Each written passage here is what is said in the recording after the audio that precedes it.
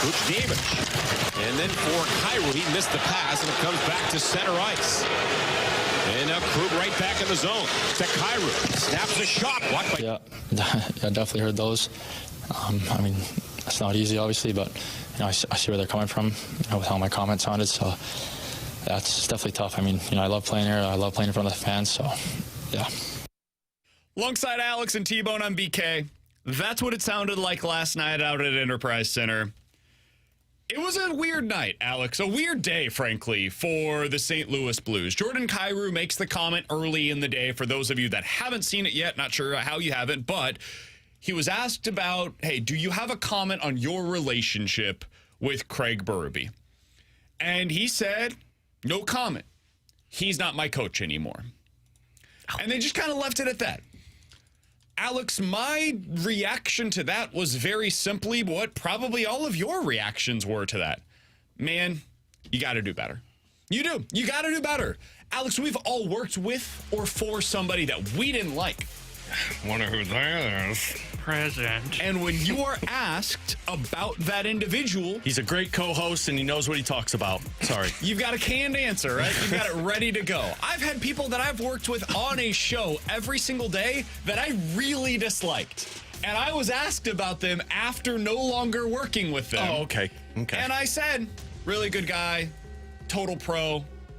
Had a great time working with him, learned a lot. Did you hesitate when you said it because they called you BS? You move on, right? And nobody has any follow-up questions when you just give the canned answer. There's, okay, cool. Must have been a decent relationship.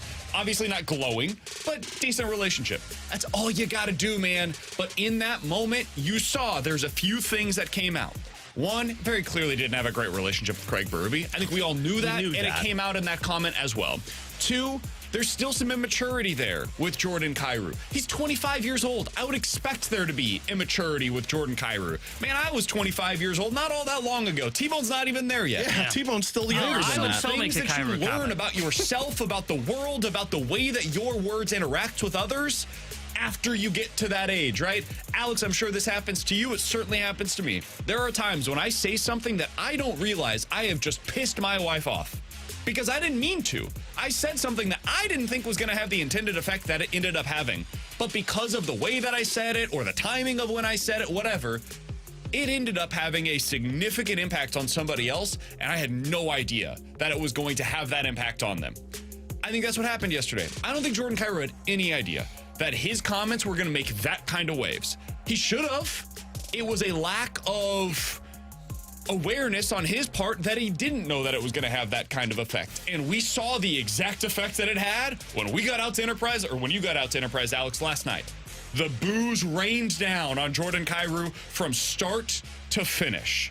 And so, Alex, what did you make of that? What was your reaction as you were in the arena last night taking all of that in? Well, so I heard the audio of Kyrou's statement, and look, I personally believe he knew what he was saying, but he didn't understand the context of how he was saying it, if that makes sense. Like, he knew what he wanted to say. No comment. Issue.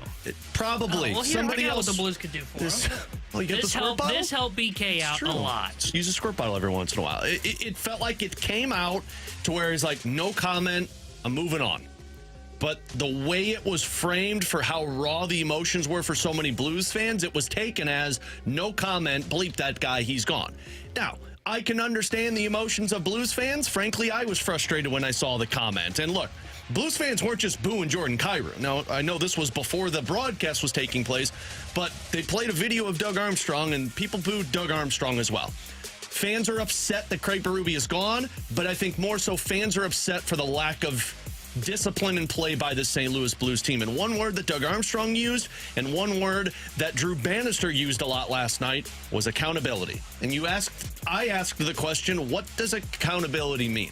I think accountability is exactly what took place by Jordan Kyrou last night. Jordan Kyrou didn't realize the impact of what words can have for individuals, and he felt it with people booing him. Not just booing him when they said his name, every time he touched the puck. And you texted me last night, BK, and said, could you remember the last time that happened? Chris Pronger was booed every single time he touched the puck when he was traded to St. Louis. Jeremy Rutherford did a phenomenal job getting cuts from him. Adam Oates got booed when he demanded a trade. So words can have massive impacts, or actions can have massive impacts with fans and how they view an individual. So I was surprised that the booing kept going on. I'm not going to discredit Blues fans who are passionate, but I will say this. Kyrou made good on his wrongs, and he stood up in that locker, and I give him credit for doing that, because that's not an easy thing to do with all the microphones and saying, like, I was wrong, 25-year-old kid. You saw the emotions from it.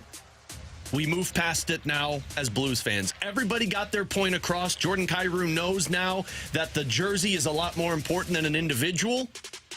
And now you move past it, because booing Jordan Kyrou consistently, I don't think it does much good anymore. The point was made. Jordan Kyrou now has an opportunity to grow, and that's what all of us can ask for. I didn't have any issue with the boos, honestly.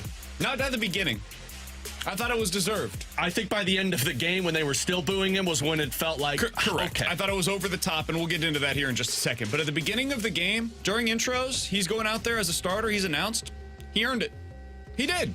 I thought he said something that was silly, and I think that he made a big mistake that he didn't realize was a big mistake. When you have, Alex, I'm curious your thoughts on this. I'm not sure there are many people in St. Louis sports over the last decade that are more beloved than Craig Berube. There is a very short list of people that would be in the team photo with Craig Berube. Herb said last night, Craig Berube in 5 years in St. Louis reached Whitey Herzog status.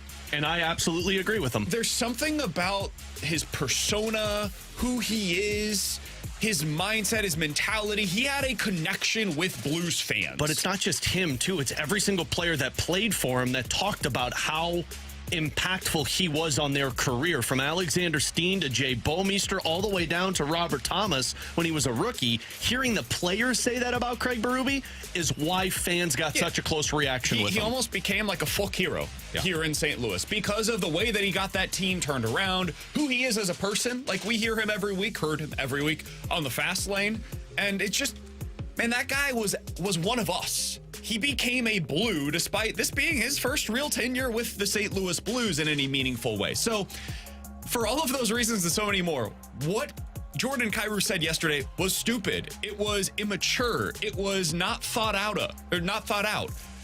And I totally agree with you, Alex. What he said after the game yesterday, to me, feels like a potential turning point for him here in St. Louis.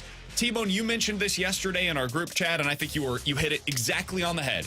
Yesterday should be a point that we can look back on 5 years from now and say, that was the moment everything changed for Jordan Kyrou in St. Louis. I don't know that it will be.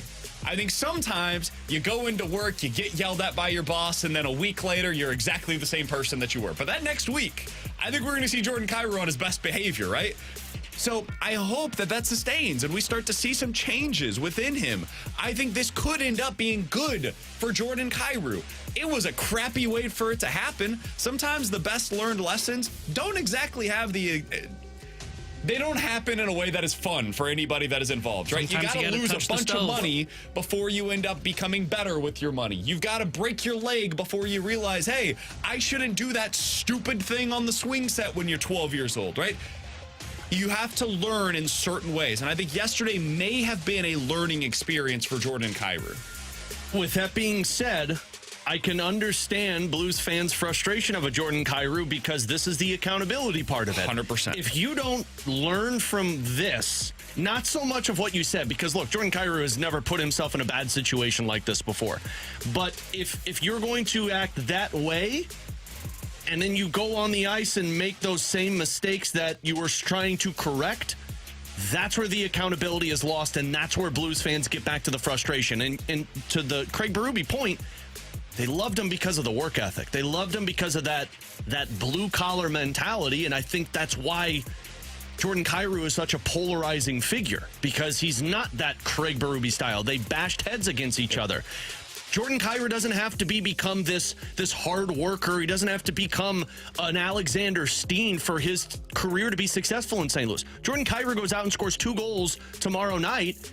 People are going to be cheering for him. It's not going to be boos anymore. But this is on Kyrou now, and this is what Drew Bannister said last night. Nobody's going to hold his hand through this whole process. This is going to be on Jordan Kyrou, recognizing what happened, how to be better from it, recognizing that it's not about an I or a me, it's about a we now with the team. But it's also about taking and figuring out who you are in the NHL and making that your profile. Because if you don't, if you sit there and, oh, well, it's not working out for me and I need to be better, blah, blah, blah, it's not going to matter for you because the city knows exactly who they want to cheer for, and that's your opportunity to take what happened over these last 48 hours and jump off into the person you're supposed to be. So he had a really interesting press conference last night as he was made available to the media. He made himself available to the media. And I think that is an important thing to add on to here as well. He was publicly accountable for the things that he said earlier in the day. There's that accountability that you're talking about, Alex. I want to play a few of these, because I think that it is important that if we're going to talk about his comment from earlier, we also mention some of the things that he said after the game as well. He was asked about if he can overcome what took place during the game yesterday when he was booed by the fans and recapture the love of this St. Louis fan base. Here was his response to that. Like I said, I just want to focus on my future and focus on, trying to be a more complete player and, what I can do to help the team win, right? So, that's just my goal right now. He then continued, why are you so emotional right now? We all know, but you got to find out in his own words why he was emotional. I mean, it's just tough, right? Like, I love playing here, so it's tough to hear the fans booing me there. Sorry. I hate hearing people cry, man. I get cringy. It is, and it's really uncomfortable. I think it was good for everybody. I do. I know this is a weird thing. I'm not trying to be paternalistic. I promise you. And it feels that way sometimes, but this is like that first breakup, T-Bone, when you cry and you realize, you know what? There's another person out there. Somebody on the text line said, guys, the fans held Jordan Kyrou accountable last night, and clearly it got through to him. Agreed. I think he, maybe for the first time, it sunk into him what everybody's been saying. Somebody else on the text line said, guys, the best lessons are learned, not taught. Agreed. I think he has been having this thing hammered into his head for years by Craig Berube of what specifically he's looking for. And it took a comment. That was a symptom, really, not the root cause. Yesterday that had been growing for Blues fans with Jordan Kyrou for 2.5 years, really. I think yesterday was all of that coming to a head. And finally, Blues fans has had enough, and Jordan Kyrou got the message. Message received. Now we get to find out if he actually implements it into his game. I also thought today there was a really good moment on the morning show from Robert Thomas, man. This is the kind of thing that you're looking for from a leader when asked by the media, hey, that was a really crappy thing that happened last night with your teammate. He caused it in a lot of ways. What was your reaction to that? Where are you at right now with Jordan Kyrou? Here was Robert Thomas earlier today on the opening drive. I mean, to be honest, it sucks. I've known Jordan for a while. I know, how well he means. I know, how much he loves St. Louis, how much he loves playing here, and how much he wants to win. I think that's something, people see what people want them to see, if that makes any sense in regards to kind of media and all that stuff. And, behind the scenes, I can tell you how much he wants to win and how much he wants to help his teammates and all that stuff. I feel bad for JR too. I know he takes it to heart. I think it was a little bit out of context, and JR's one of the best reporters and someone everyone respects in the room, and I know both of them kind of just feel bad for how the situation went down, and I was happy Jordan got to kind of clarify what he really meant and show his emotions and how much he loves being in St. Louis. So I hope we can all just kind of move forward from it. That's where I'm at, too. I'm so glad Robert Thomas said that on both sides of it. First of all, with the Jordan Kyrou thing, and we're seeing the text on the Air Comfort Service text line of, no way, nobody should stop booing. Look, you've moved past this. Now you have to move past this now, because if you keep booing Jordan Kyrou for the next 5 seasons, as much as you'd like to think that, that's going to show him, it's just going to stunt the growth of a young player that you're hoping can become a franchise That was it. player. It needs to end now. Yeah. St. Louis, That's where I'm at. you're better than what is gonna. If Saturday that continues, then we'll come on the air, and that'll be super disheartening for everybody. But he should get a good ovation on Saturday after what he did after the game. Not because you're like thrilled or anything, but because he deserved it. He earned what he got last night. He earned on Saturday that he's now a part of your team, and now we move forward. Because together. if we're going to issue on a guy for making a statement, then you need to applaud the guy to be able to stand up in front of cameras and make good on the statement that he made. Whether you think it's real or fake, it doesn't matter. He stood up there and he said what he said. And I also appreciate the Robert Thomas side of it, too, talking about Jeremy Rutherford, because I was sitting next to JR last night, and the man felt awful. Because not only did he put a quote out there that was just a quote from Jordan Kyrou, but it turned into the entire stadium booing him. So look, both sides got to a point where they recognized something that probably shouldn't have happened, but regardless, fans let him know, and fans deserve to be able to put their feelings out there. But it's the fork in the road moment for Jordan Kyrou. You go the opposite direction. The same can be said about Blues fans. This is going in one direction or another. Fork in the road moment last night. We'll see which direction it ends up going. We could look back on that 5 years from now and say that was the moment that it all ended for Jordan Kyrou in St. Louis. We could say 5 years from now that was the moment that Jordan Kyrou finally figured it out, and he had some sort of maturity afterwards. Like, that's going to be in some way, shape, or form the moment that we look back on as a turning point for Jordan Kyrou. I don't know what direction it's going to go, but I hope that it goes in a positive direction from here, and he learns from what took place yesterday. And I hope St. Louis fans are willing to embrace him if he does learn from that. He's Alex. That's T-Bone. I'm BK. Coming up in about 15 minutes or so, Bruce Boudreau, former NHL head coach. Want to get his thoughts on what he would do if he was the head coach in a situation like that last night. How do you put your arms around a player like Jordan Kyrou after dealing with such a difficult situation? We'll get into that with Bruce Boudreau coming up at 11:30. But next, how much are you believing what you saw yesterday? Because, Alex, credit where it's due, the Blues responded. Now what? We'll talk about it next here on 101 ESPN.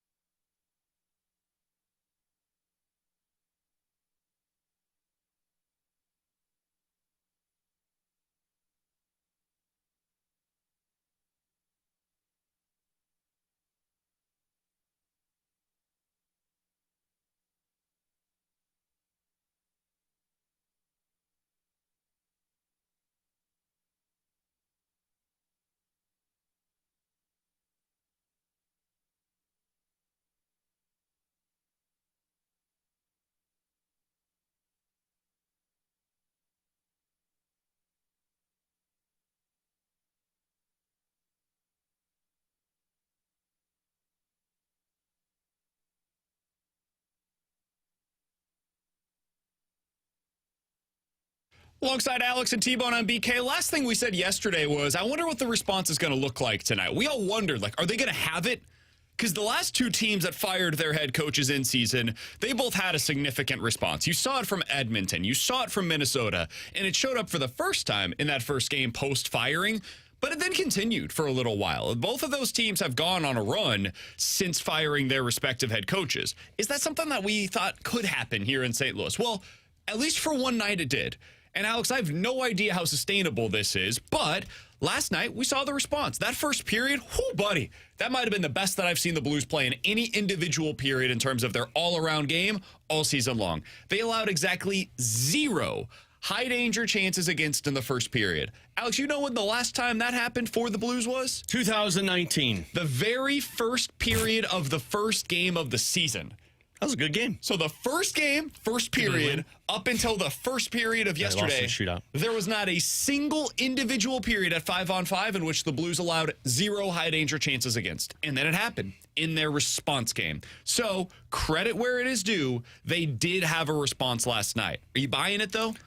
Do you think this is something that they can sustain over a longer period of time? I'm not, and it has nothing to do with the team or Drew Bannister. It's just this was that honeymoon phase of you fire a coach and you get your best out of your players because they know all eyes are focused on you. The scapegoat is gone. Edmonton went on an 8-game win streak and just lost last night after they fired their coach. John Hines and the Minnesota Wild won 6 of their last 8 games when he took over as the head coach. This is what you get. You get that spark when a team wins. I looked it up. Going back the last 10 years, teams have only lost 3 times when they fire a coach and the next coach takes over in the middle of a season. So this is the adrenaline you get. I'll say the Blues were awesome in terms of winning puck battles in that first period. They woke up and they said, we've got to be more aggressive, more physical, as Doug Armstrong and Drew Bannister talked about. And Mike Kelly of NHL Network, who does analytics for them, they won 61% of the puck battles compared to 25% against the Detroit Red Wings. That was a different element right there. They were getting a lot of shots on goal. That was a different element. They had sustained offensive zone time. That was much different than what we've seen all season.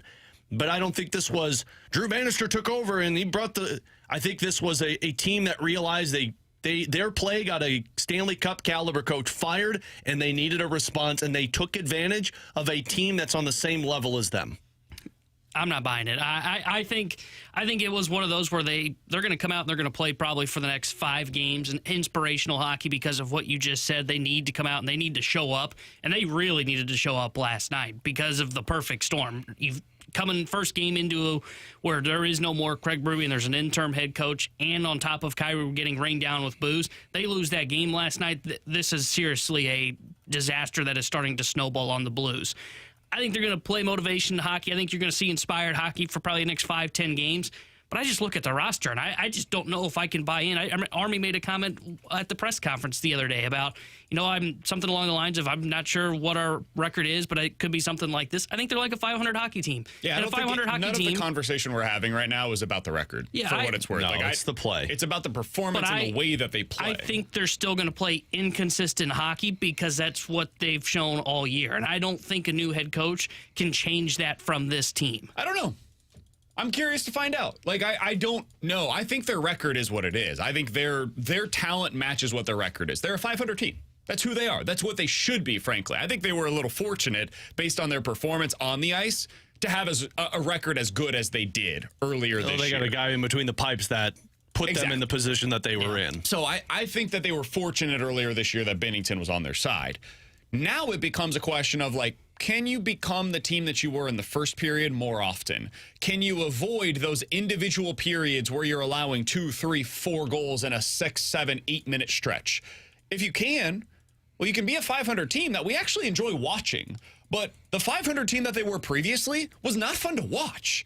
It was a bad product most nights on the ice. And their worst version of themselves was one of the worst teams in the NHL. That's what you've got to avoid. If you can avoid that, I can respect a team that's in a retool that ends up at 500 at the end of the year, that played hard, and they just kind of let the chips fall where they may. Yeah. I don't have a whole lot of respect for a team that goes out there, doesn't play hard, and because they've got a badass goalie in net, they end up with a 500 record. That doesn't do much for them. Yeah, well, and for people that are going to be, wondering, like, when does that Bannister emphasis take over? You're going to look into about 2 weeks before you start to see Drew Bannister implementing certain things. He even said it last night. Steve Ott said it last night on postgame with us that, there's not much changes that took place in terms of what Berube did to what Bannister took over. That's going to be watching and evaluating over the next couple of games, and then when Drew Bannister feels like there's changes to be made, he will. He's Alex Ferrario. That's Tanner Hendrickson, and I'm Brandon Kiley. Coming up in about 15 minutes or so, we'll get to Ask Us Anything. 314-399-9646 is the Air Comfort Service text line for Ask Us Anything, sports or otherwise. But coming up next, we've got some questions for Bruce Boudreau, former NHL head coach, now with the NHL Network. How would he handle a locker room after a night like last night where one of your star players gets booed by the home crowd? We'll ask Bruce next here on 101 ESPN.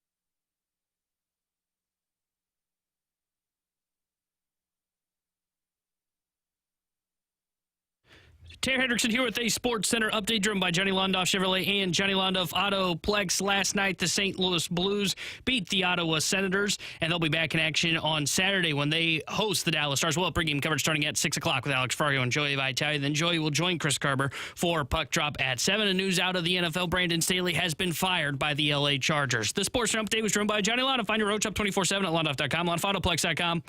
Are you kidding me?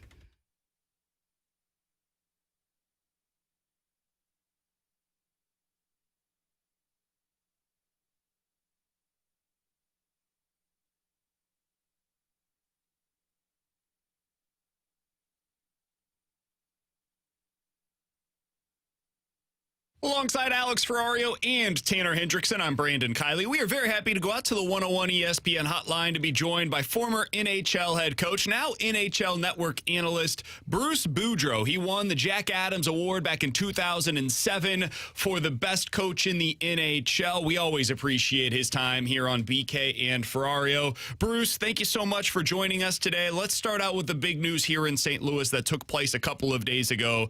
The team announcing that Craig Berube would be out as head coach here in St. Louis. What was your reaction when you saw that news?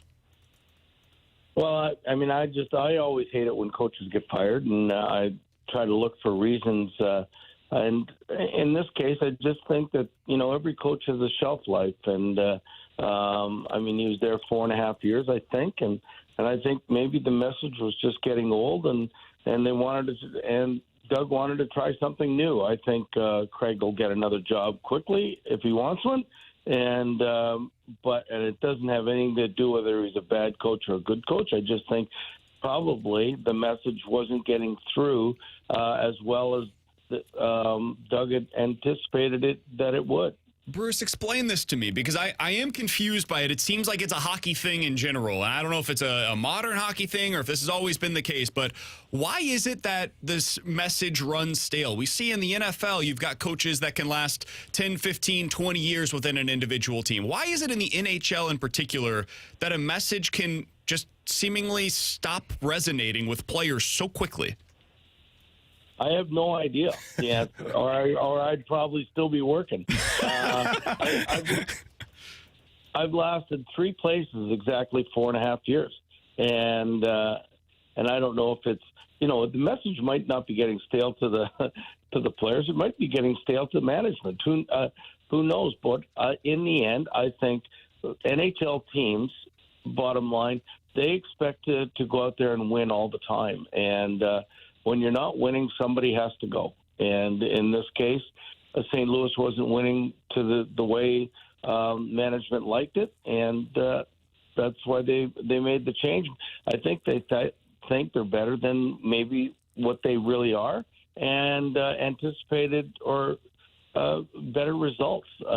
It's tough to know exactly what goes on behind closed doors when you're coming to make these changes. But I will say this.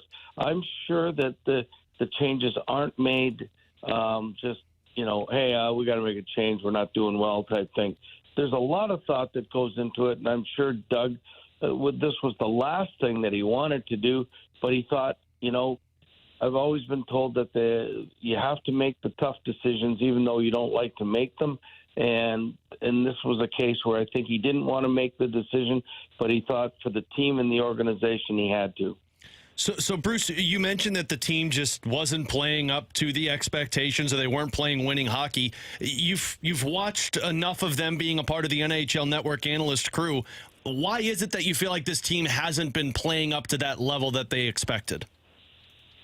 Well, I don't know why, but I mean, there's games they win 5-6-0 and look like world beaters. And the St. Louis Blues, in all my tenure in the NHL, has always been one of the upper echelon teams that you knew you were getting into a battle with them. You knew it was going to be a man's game and it was going to be tough to play. And I mean, but I just think that they went too many games this year where they'd win 3 or 4 in a row and then lose 4 or 5 in a row. So I mean, I don't know what the problem was, but consistency wasn't their best thing. And I think if they get consistent, they've got the personnel that makes, I think, that they can win. They still got a Stanley Cup goaltender. They still got some good pieces on defense, and they certainly have some good forwards. So, I mean, when I look at the roster, I'm going, the inconsistency shouldn't be there. Bruce Boudreau is our guest here on 101 ESPN, former NHL head coach, now with the NHL Network. He joins us on behalf of them, and we always enjoy being able to catch up with Bruce. Bruce, there was a situation last night here in St. Louis. I don't know how much you were able to follow it, but just to give you kind of the context, Jordan Kyrou was asked earlier in the day about his comment on his relationship with Craig Berube, because it had been openly speculated here in St. Louis they did not have the greatest relationship. His response to that question was, no comment, he's not my head coach anymore. During the game, prior to the game, fans here in St. Louis booed him. And then as the game progressed, anytime that he would touch the puck, he was booed here in St. Louis. And after the game, he was asked about his response to that and got very emotional and talked about how it really got to him during the game. Bruce, if you were in a spot where you were the head coach of Jordan Kyrou after that game, what do you do? How do you make sure that that is a moment that you take it and you grow from it, as opposed to something that could potentially have some kind of a negative effect on a player's confidence? You mean if I was the coach of the present-day St. Louis Blues? Yeah, and, if you were and coaching Jordan Kyrou. Yeah. I mean, I would probably just put my arm around him and tell him, hey, you're a really good player. These things happen. It'll die down. Don't let it bother you. I mean, we want to, this will bring the best out of you, and everybody here believes in you. So just keep going, okay? And don't say anything to the press anymore for a while. Have you had a situation like that before, Bruce, where one of your players was booed by the home crowd? Not really. Not that I remember. I remember the whole team being booed when you're not playing well, but I mean, I don't remember individuals being booed, or I care not to remember about that. Block it out. Sure. But if it's happened, I think I would definitely deal with the player themselves and see how it affected them and go from there.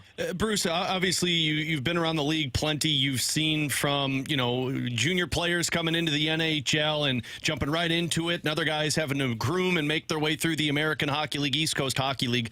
Do you feel like this age is different with the younger players kind of stepping into the NHL than what it was in the past? And what's the best way to go about handling it?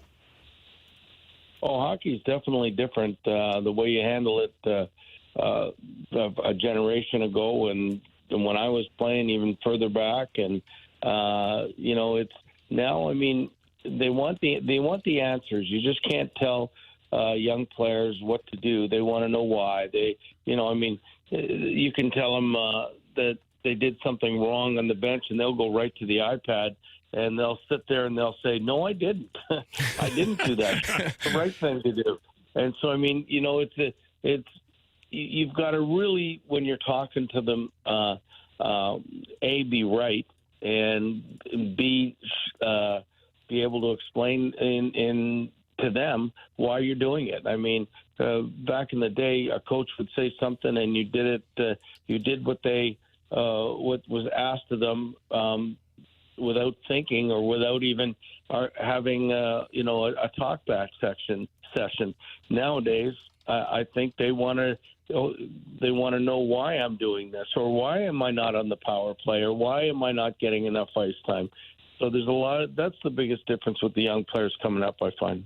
Bruce, final one from me. You've had experience in this plenty of times in your career of taking over a team mid-season when their head coach is fired. Drew Bannister steps into that role now. What's the toughest part of stepping in mid-season and trying to take over a team that's been struggling?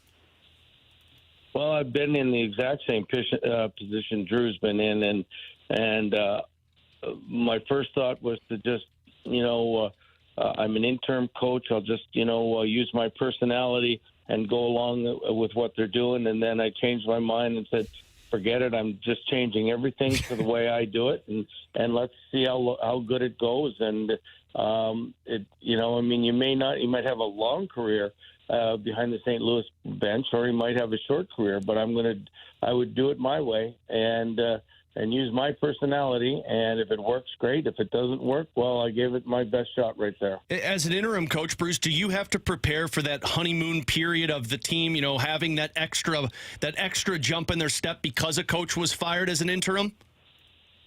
I think you treat it as if you're going to be there forever. I mean, you never know what's going to – I know when I first got the Washington job, George said, I want you to coach here and be here for the next 10 years. And even if – and I had the interim tag, even if it was only meant to be the weekend. But, I mean, when you start winning, it's amazing.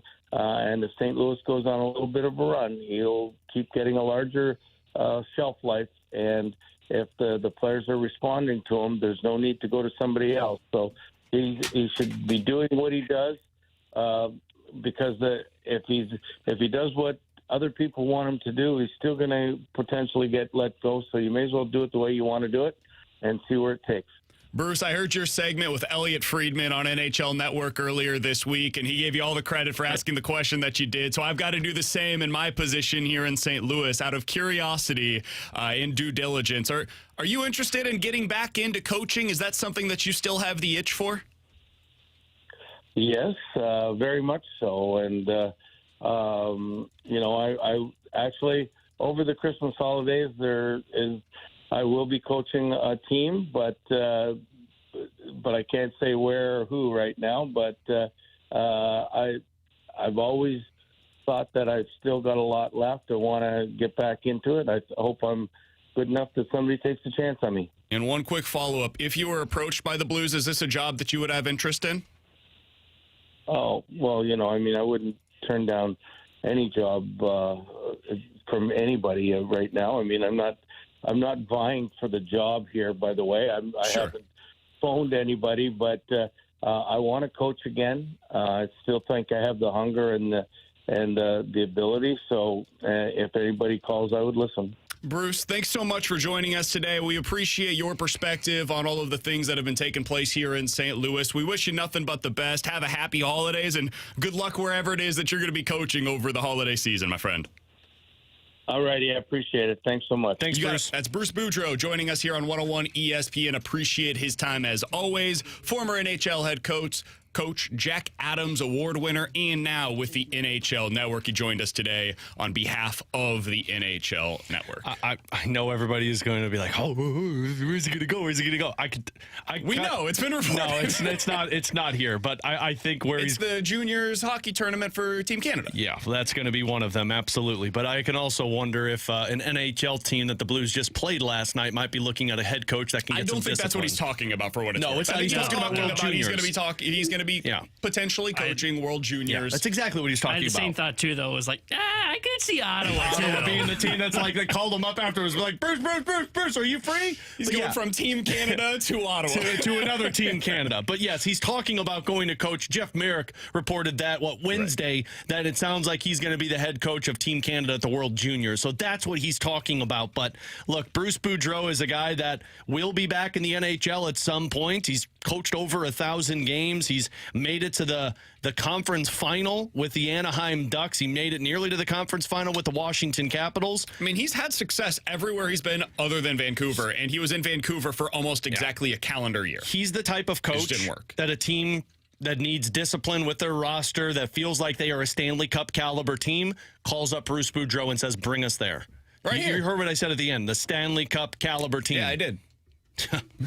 One game of Drew Bannister. If that's the case, then Drew Bannister needs this job the rest of the way. The last time the Blues fired a coach mid-season, they won a cup. Yeah, well, get ready for the second version of that. Drew Bannister. With Bruce Boudreau. No, in all seriousness, I did enjoy his perspective on what's gone wrong with the Blues right now, and especially if you're a coach, what do you do with Jordan Kyrou? You put your arm around him, man. Yeah, it's what every coach does. I fully anticipate that is what Bannister is going to do. He talked about that after the game last night, where he's like, hey, listen, Jordan Kyrou is going through it right now. He was open and honest about it, and I appreciated that perspective from Bannister, where he's like, hey, he's not playing his best hockey. He knows that. You know that. Everybody knows it. Everybody can see it on the ice. And so he's fighting it, and he's trying to get back to the game that he's ultimately had for a good amount of his time here in St. Louis. It's a matter of time. And when you have a night like that, I fully anticipate, Robert Thomas said it earlier today, his teammates are going to have his back. And I hope that it's a time for all of them to grow together a lot, because it very clearly was something that was a little bit fractured at times over the past couple of seasons. So hopefully they can use that as a rallying cry more so than something that will ultimately pull them apart. Yeah, and I think the other thing that he talked about was the message getting stale for teams, and it's a comment that always frustrates me because the message shouldn't get stale if you have a guy who's got a winning pedigree. The message is so weird to me, dude. The message doesn't get stale. John Cooper has been with Tampa Bay for plenty of years. The message doesn't get stale with Jared Bednar and what they got at Colorado. The message gets stale when you transition away from the leadership core that's in a room. I don't know that I agree with that. I think the message gets stale for I think the exception is the two teams that you just mentioned. The norm is the other 25 teams in the NHL that are rehashing the same 17 coaches every single season on 3-year cycle periods. But a lot of those teams, of those teams are the middling teams that don't go anywhere. The Blues do it, man. The Blues have had 5 coaches now under Doug Armstrong? Yeah. The Blues have done this. Yeah, but look at the consistent stretches that they've had. It's been Berube and Ken Hitchcock with other guys only lasting about a year or two. I mean, Berube basically had a 3-year run where it went well here. That's it. Still here for 5 years. Agreed. Yeah, but the last there's a lot of talk seasons, he should have been out last year. It did not go well. From the outside noise of being out here. I think there's something to this there is I don't know why. I can't explain it. I don't understand it. I think it's laughable, frankly. But I think there is, for whatever reason, some kind of a timeline on when coaches wear out their welcome in NHL locker rooms. And I don't understand. I think it's ridiculous. And my stance is and always will be then that's a locker room and a roster problem than a coach problem. But I think it's a roster problem for so many different teams that it's hard for me to say that it's specific to any one individual locker room. It happens all over in the NHL, dude. Vegas had this happen. Every team, even with really good leadership, seemingly just churns through coaches every 3 to 5 years. Every single one of them. I look at the really good teams, and those are the coaches that last it took up until Bruce Cassidy, what was that, 2 years ago for that message, and that message was not getting stale for 10 plus years with Bruce Cassidy there. Joel Quenneville lasted as long as he did with Chicago. The message didn't get stale. Again, these are the exceptions, though, with historically great runs. The exceptions, though, are also the top coaches that are viewed in the National Hockey League. I can promise you when the message gets stale. Also, Bruce Cassidy had a 5-year shelf life in Boston. It was 5 years. When the message gets stale for a guy like a John Cooper and a Jared Bednar, it's going to be because the leadership core has transitioned out from that team and they've had to bring in new groups. It's not because of the same team that's been winning just decides not to listen to John Cooper. If you last in a job for 10 years, then the likelihood is you're going to start to get rid of But what I'm saying is the reason we've got to this point with Berube is because they fizzled out that leadership group faster than it probably needed to be. See, I don't know. I think this was probably the likely scenario no matter who was still here.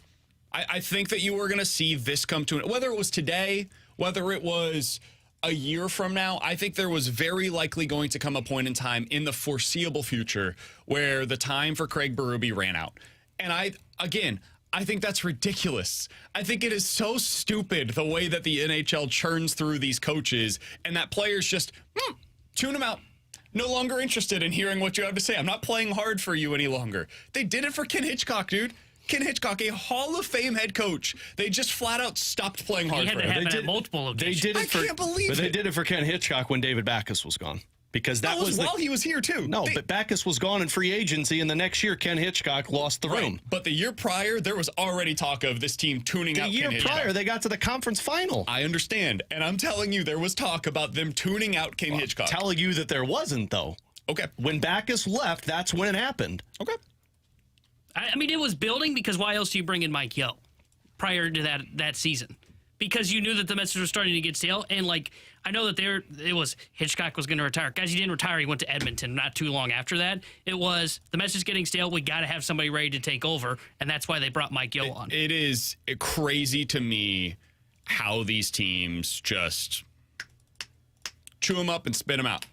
And they're good coaches. It's the same good coaches that continue to win in the league. And I think Craig Berube's going to be one of them. I think he's going to go to another team at some point, and he's going to have a whole hell of a lot of success. For 3 years, and then he'll be gone. Absolutely. Yeah. He'll get fired again because his team will tune him out, and then he'll go somewhere else and probably have success there as well because he's a good coach. Bruce Cassidy, good coach. Pete DeBoer, good coach. These guys that have success in the league don't do it for no reason. They go in, they implement their system. It has a bunch of success for a 3 to 4 year stretch, and then it goes stale, and then they get the next guy. And it just continues to happen over and over and over again. And the warning sign for the players should always be like, all right, I'm going to quit listening to coach. The grass isn't always greener. Just ask what happened in Philadelphia while they've got John Tortorella there now. Well, 314 winning though. 399 for now. For now. We know how this goes too. And we know how much they really don't like him. He's a earned the cycle. prototypical. Players are like, bleep this guy, we're out. He's still got the Daryl Sutter mindset of the making players feel miserable at times. Ask us anything next.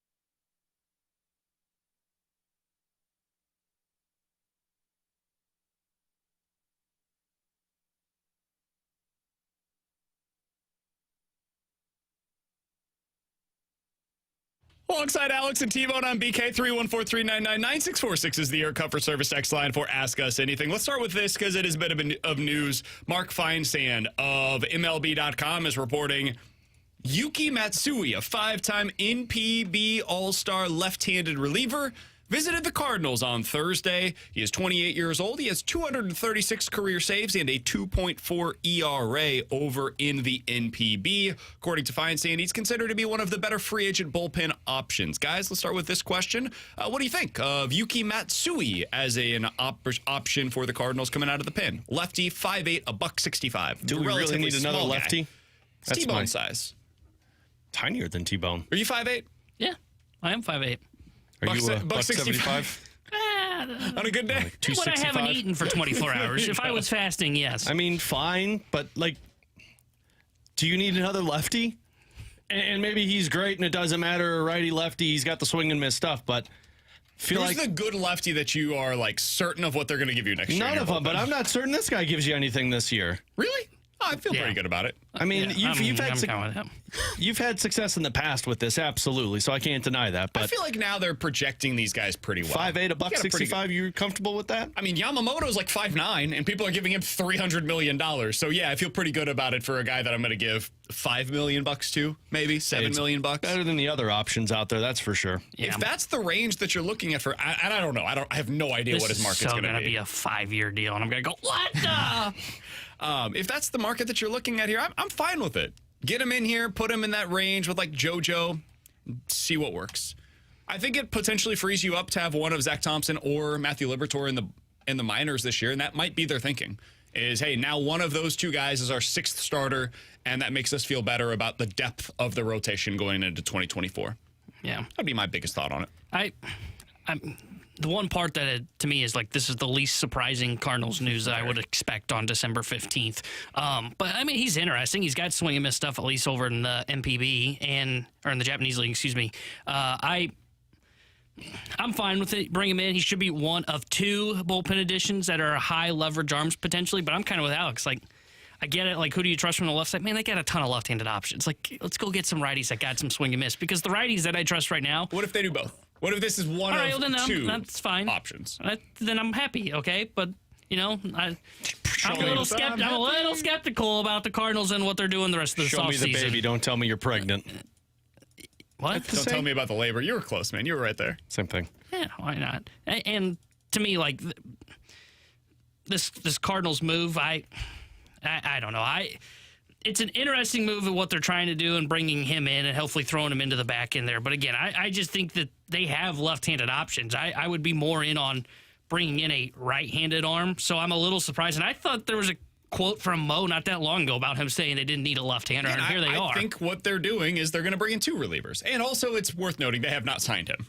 This is a Or they're going to tell Yuki, like, hey, we want to sign you, but you're a righty. 314-399-9646 is the Air Comfort Service text line.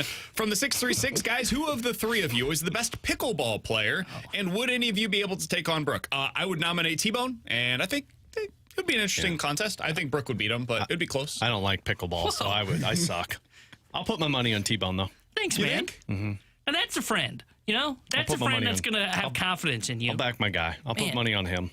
You would not do the Bruce Boudreau. You would just tell Kyrou to go fend for himself. Yeah, Unbelievable. figure it out, man. Unbelievable. Go be better. Don't say stuff that people are going to get mad about. Scholarship to JUCO for tennis. I think Brooke also got a scholarship for tennis. I think she went to D1. Towards it. I didn't have attitude. She went to Middle Tennessee, right? It's like it's D1, right? Yeah, I mean it's. Oh, yeah. Well, that's it's still Lewis and Clark, but not JUCO. Yeah. And okay, there was the attitude.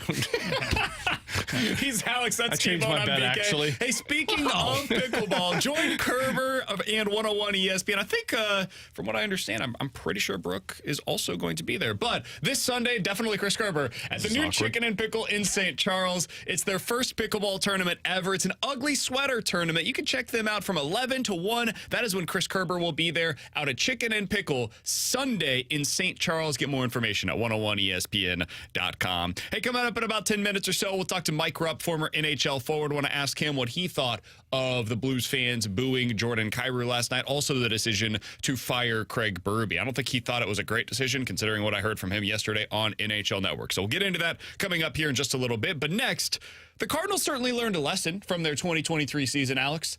But after reading Katie Woo's piece earlier today, not so sure that it was the right one. We'll talk about it next here on 101 ESPN.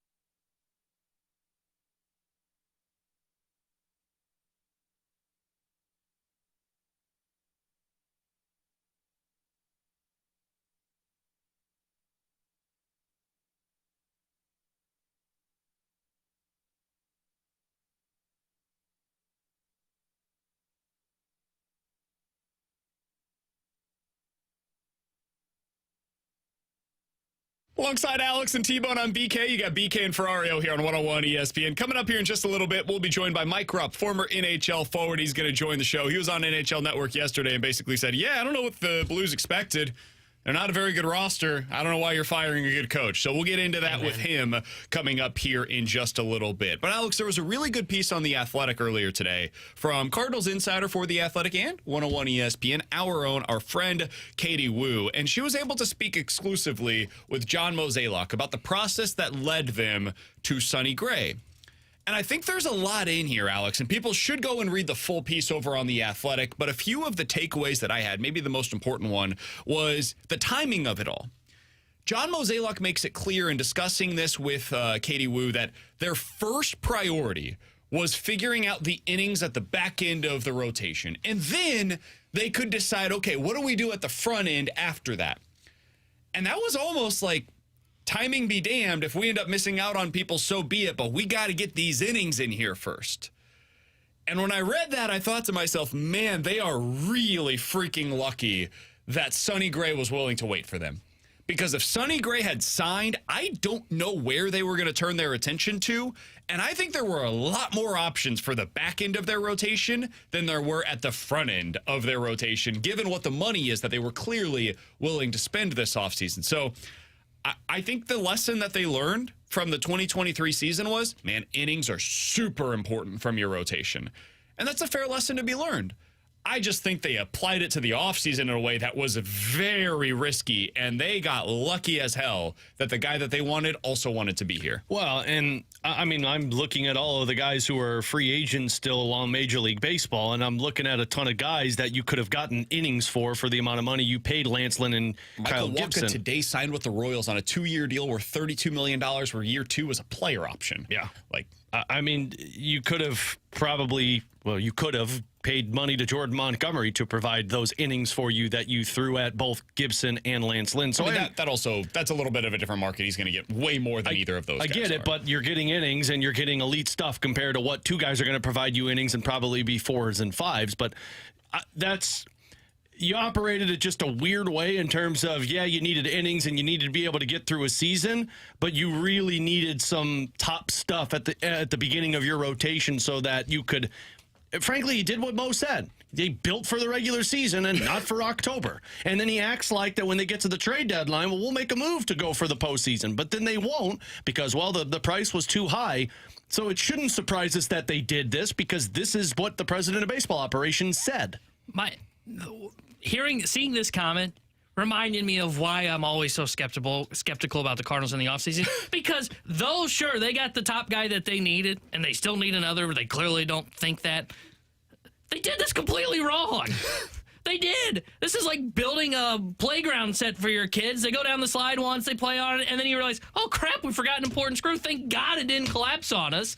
They did the offseason completely wrong, and they got lucky. The Sonny Gray market was heating up, as Mo said in that article by Katie Wu. It's like building a home, but before you decide where you're buying the home or anything, you buy all of the stuff to put inside of the home. Like, I bought the couch. I bought the new plasma screen TV that I'm putting up in my living room. I've got all of the cool stuff that I'm going to put inside of my home. I just haven't yet bought the home. It looks great in the storage unit. Exactly. I couldn't believe what I read today in Katie Wu's piece. They didn't learn all the right lessons from last year. And sure, they ended up getting a guy that's going to be at the top of the rotation in Sonny Gray. They're still missing either a 1 or a 2, however you put it that way. And these innings that they sure love, I don't know what the hell they're getting out of these innings. It could be 7 innings, but they're giving up 5 or 6 earned runs. It goes back to the conversation that we had a million different times between the trade deadline and the start of the offseason, which was, what are you prioritizing? Are you wanting to get those 2 front-end starters, or do you want the innings at the back end of your rotation that bring more certainty? And for us all in this room, we all prioritized getting those 2 front-end arms. Alex, that's why you brought up Jordan Montgomery. Well, if you're getting the 2 back-end arms, you can't get Jordan Montgomery and another front-end starter. They didn't have the money to be able to put out all that. But what they did decide to do was take that money that you could have otherwise put into Jordan Montgomery for this upcoming season and put it into the back end of their rotation. That was their priority. I disagree with it. I think they went about it wrong, and we'll see how it ends up going for them this year. But that was clearly what they had their mind set on. By the way, there was one other quote from Mo that I'll get to right here. It would be pretty unlikely at the moment for the Cardinals to continue going into the the starting pitching trade market, but, quote, never say never, because there could be something that we're not thinking about that gets presented to us that does end up making sense, end quote. Moral of the story after reading this from Katie Wu, I certainly do not get the impression that the Cardinals are in on the front end starting pitching trade market. I disagree with that. I think they should be, especially if Framber Valdez is actually available, as Ken Rosenthal speculated earlier today. But set that aside for a moment, because we got to get to Mike Rupp, former NHL forward, now on NHL Network. We'll get his thoughts on the Jordan Kyrou situation, firing Craig Berube. What does he make of this mess here in St. Louis? We'll talk to Rupp about that next year on 101 ESPN.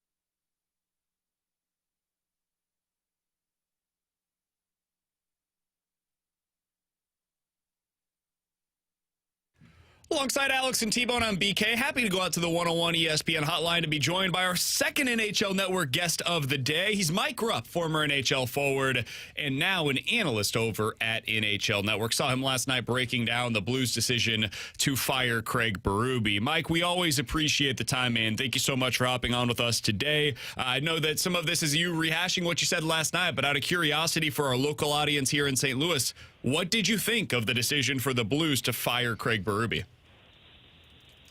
Oh, man, it's never an easy process. We see it, and we've seen it already this year a couple times. There's good NHL coaches that are getting fired, and I think a lot of it's due to nowadays with the salary cap, you want to shake a team up. Sometimes it's difficult, and you get long-term contracts, you get no trade clauses, you get all these different kind of things in play that kind of tie GM's hands in some regards. So it seems like the coach is kind of the easy out, if you will. I think Craig Berube is an amazing coach. I think he's been incredible. But I also look at it from the other standpoint where, you need to make something happen. And the one thing that I have learned and kind of covering this now for the last 9 years since I've been retired is You've got Doug Armstrong's one of the best, if not the best, of self-evaluation of his hockey club.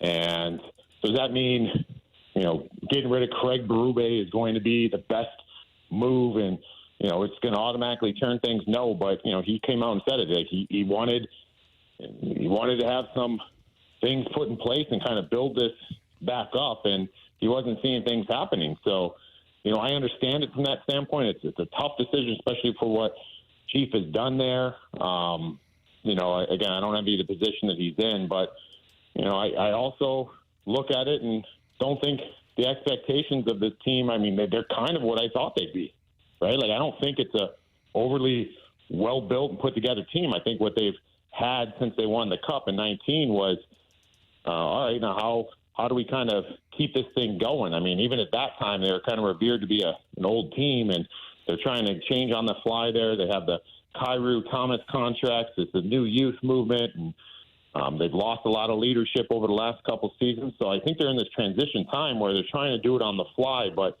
I didn't really think this team was going to be much more than a bubble team this year to begin with. So, that's kind of where it's at here. And you make a change. You hope to kind of start moving things in the right direction long term. Mike, the Blues talked about the word accountability a lot, from the press conference up to Drew Bannister taking over yesterday. Accountability with these players, accountability in the locker room.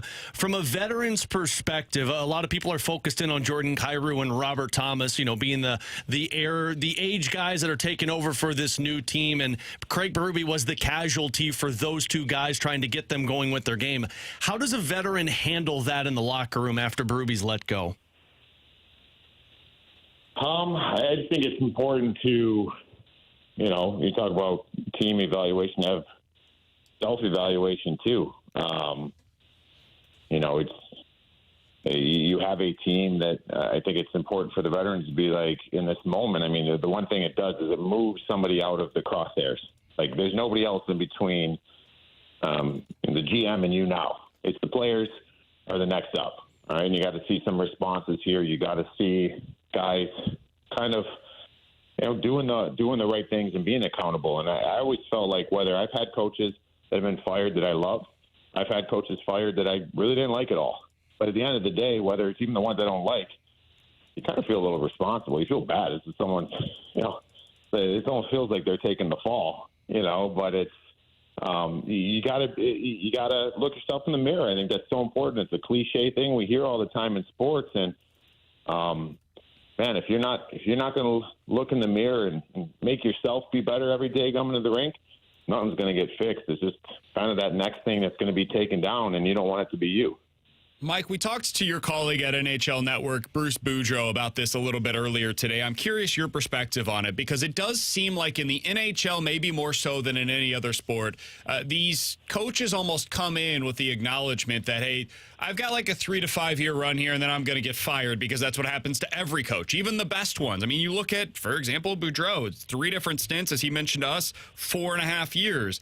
Peter DeBoer, I think he's a pretty good coach, 3 to 5 years in 4 different spots. You see Craig Berube here, 4.5 years. Why do you think that is? What is it about the NHL that leads itself to these coaches getting fired so quickly after they're hired? I think it's a bunch of things. I think the modern day athlete, or the modern day, youth, it's different. And I'm not saying it's in a negative way. It's just, you used to be able to, you got to find ways to get guys going, and you got to speak their language. And I don't think it always was that way. You spoke one language, and if the player doesn't understand that language, then guess what? You're out.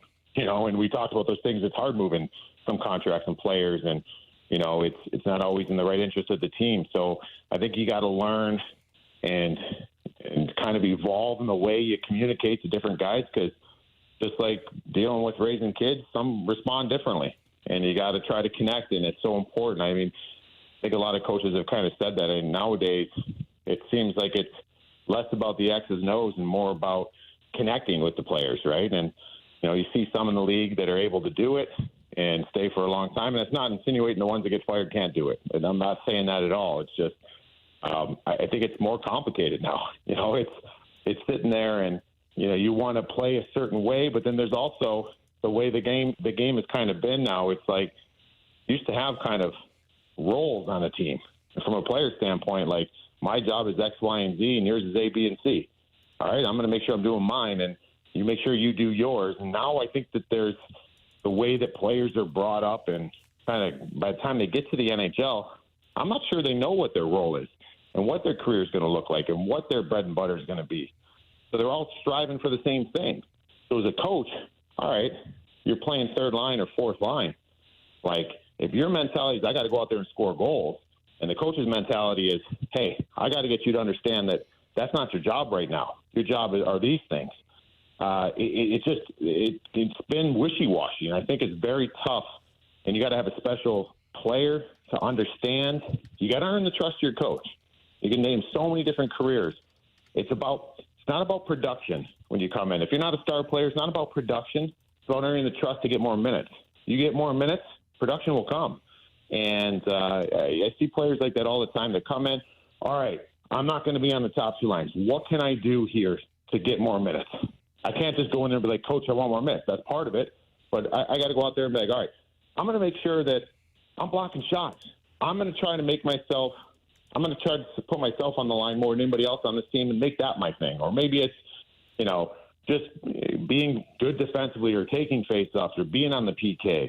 And then next thing you know, you get trusted a little bit more. And then you get in certain stages of games where you're protecting leads and, maybe you have some star players playing up in the lineup and those guys don't pay attention to those things. They're paid to score. Now you're getting an opportunity to play with them because you're the guy that can kind of even it out and be a defensive conscience on those lines. I think it's really important for players to understand what their job is. What's a win for a player? Too many players nowadays will judge their game by production, and that's a losing thing. Coaches aren't doing it by that way. They're doing it by, can I trust you in these situations? And you got to communicate that with them. So with that being said, Mike, and not to take anything away from Drew Bannister, who has this opportunity as the interim head coach, but if you're in Doug Armstrong's shoes and the state of this team, the state of this roster, and what you're trying to accomplish, what type of head coach are you looking for to take over long term? You got to connect with these players and find ways. That doesn't mean be buddy with them. Get them to understand and kind of find a way to speak their language and get them going. I mean, geez, I just got done this morning kind of looking at a similar situation in Minnesota when Dean Evison gets fired. They bring in John Hines, and Matt Boldy, who with the Wild had a very slow start to his season. Then all of a sudden he's on fire. I start digging into it. I'm like, well, what is it exactly that he's doing here? Better or more? Or to get more of an opportunity? And there's literally nothing. He's actually getting less ice time. He's actually, have had less shot attempts on that. Sometimes just getting a new coach just makes you forget the past, and you have a clearer mind coming to the rink. And that's important for these coaches. Drew Bannister's not coming in there and making drastic changes to the X's and O's. He's coming in there trying to connect with players and try to open that door for them. You get that key, that magic key that'll get them going. And maybe it's just a fresh start. Maybe it's just telling them, hey, it's what happens tonight and going forward. That's all that matters. And I think that there's something to that. And you're looking at Matt Boldy's situation, he's taken off, and he wasn't given more. It wasn't like all of a sudden now you're going to, throw a guy a bone. It was a fresh, you came to the rink, you didn't carry all that weight. And I think that's the biggest thing when a new coach comes in midseason. Mike Rupp is our guest for just another minute or two here on 101 ESPN. We always appreciate his time. Former NHL forward, now an analyst over on NHL Network. You can follow him, of course, at Rupper17 on Twitter, RUPPER17 on Twitter. Mike, the final thing that I wanted to ask you about was what happened yesterday with Jordan Kyrou. I don't know if you saw all of this, but it started out with the day he was asked about his relationship with Craig Berube, and he said, I have no comment. He's no longer our head coach here. Blues fans loved Craig Berube. He was a folk hero here in St. Louis. And so at the game last night, as he was being introduced, there were boos that rained down on him. And then during the game, as he touched the puck, there were more boos that rained down on him. And afterwards, he got emotional as he was talking with the media about what that meant, how hard it was for him to play in that game. Yeah. I'm curious, Mike, have you seen that yourself with one of your teammates got booed by the home crowd? And even if not, what do you do in that scenario if one of your teammates was that guy like Jordan Kyrou was yesterday?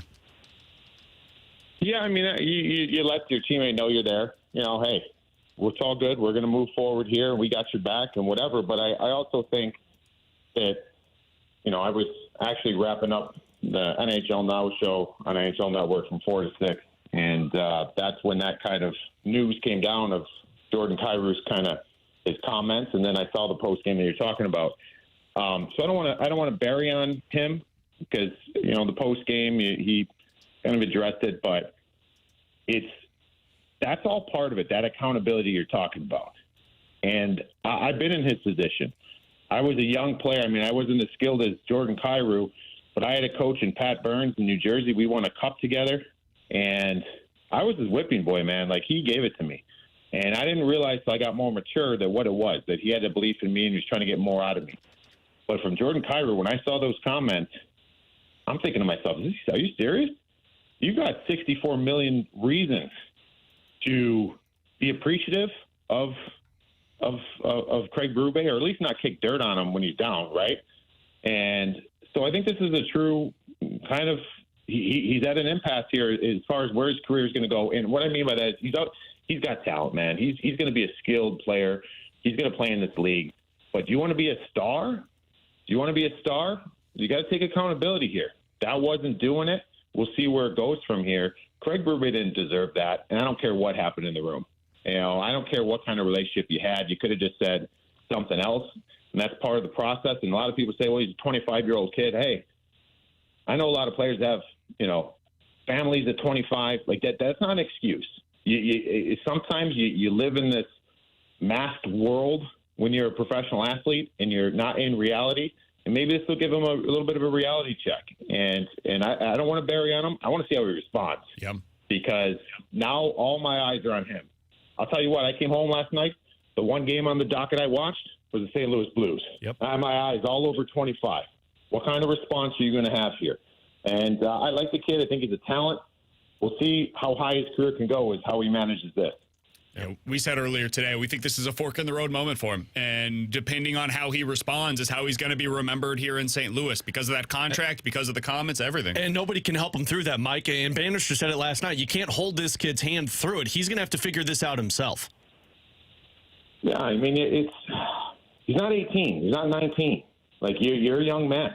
And that's all part of it. I'm not gonna crush the guy, but I didn't like it, but it's all about how you respond moving forward. And this could be a very telling moment of his career either way.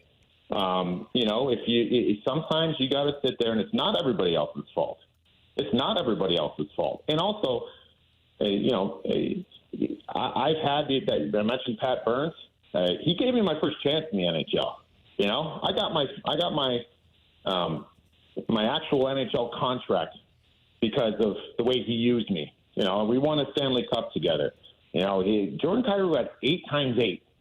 All right, like you were paid up front here. Start taking some accountability and see where it goes. Mike, we always enjoy our conversations, man. Thank you so much for hopping on with us today. We wish you and yours the very best as we get closer to the holiday season. If we don't catch up with you before then, thanks as always, and we'll talk with you again soon, my man. Hey, thanks, guys. Anytime. Happy holidays to everybody, and hey, let's go Blues. Let's get a little reaction here. Fingers crossed, man. We could use it around here. Thanks, That's Mike Rupp, former NHL forward, Stanley Cup champion, now NHL Network analyst. I thought that was awesome. So much that you can pull from that interview. Alex, I thought there were 2 things in particular that stood out for me. I want to hear your side of things as well. He was talking about how guys have to accept their roles. And I remember John Mozeliak talking about this a few years ago, about how hard it is to find players that are willing to accept that bench role in Major League Baseball, and how Veterans don't want to sign up for that as free agents. Young players don't want to be that, and so they're always trying to do more. It's hard to get guys to accept those roles. And yet, in 2019, that is exactly what happened. The reason why the Blues ended up winning the Stanley Cup that year is because Craig Berube did an excellent job of getting guys to buy into their roles, and I don't know that that's happened as well this season. The other thing that he was talking about was players earning trust by getting those bottom six forward minutes, and the guy that immediately popped into mind for me was Jake Neighbors. Jake Neighbors is everything he was talking about, where he said, hey, listen, if you're in that role, fourth line, third line, whatever, what can I do that will earn trust from my head coach here? And if I do earn that trust, I'm going to get more opportunities. I'm going to get up on the top line where the production's going to follow. And guess what? That is exactly what happened this year for Jake Neighbors. Started out on the fourth line, did everything you could ask for on an identity line, and then worked his way up on the lineup from there. So you've seen how it can work for a young player with Jake Neighbors, how it did work when you accept roles in 2019, and what happens for other guys that don't accept roles and don't have the mindset that Jake Neighbors is, with basically everything in between. And I think that's what Drew Bannister is going to be able to accomplish with this team. I mean, when you're an interim head coach, and you know what, we asked Mike what this team is going to be looking for a head coach, and he said the ability to connect with these younger players. This is what Bannister is going to have to accomplish. If now the whipping boy that was Craig Berube is out of the way and all focus is on a Kyrou, if a play like the Detroit Red Wings happens, Drew Bannister should put that player on the bench and say that can't happen. That's the accountability that you're talking about. There's other guys that deserve that opportunity because they're putting in that work that we've talked about. And it's so funny, we were talking with Mike Rupp about the Jordan Kyrou situation, because Paul Maurice, I just saw a tweet of this, is on with Jeff Merrick, and this is what Paul Maurice said when Merrick asked him how he coaches players who don't get along with him. Paul Maurice said, quote, "They don't have to like you, but you want them to respect your direction and respect your vision." And we've heard from Ken Hitchcock, Doug Armstrong. Now we just heard from Mike Rupp, Bruce Boudreau.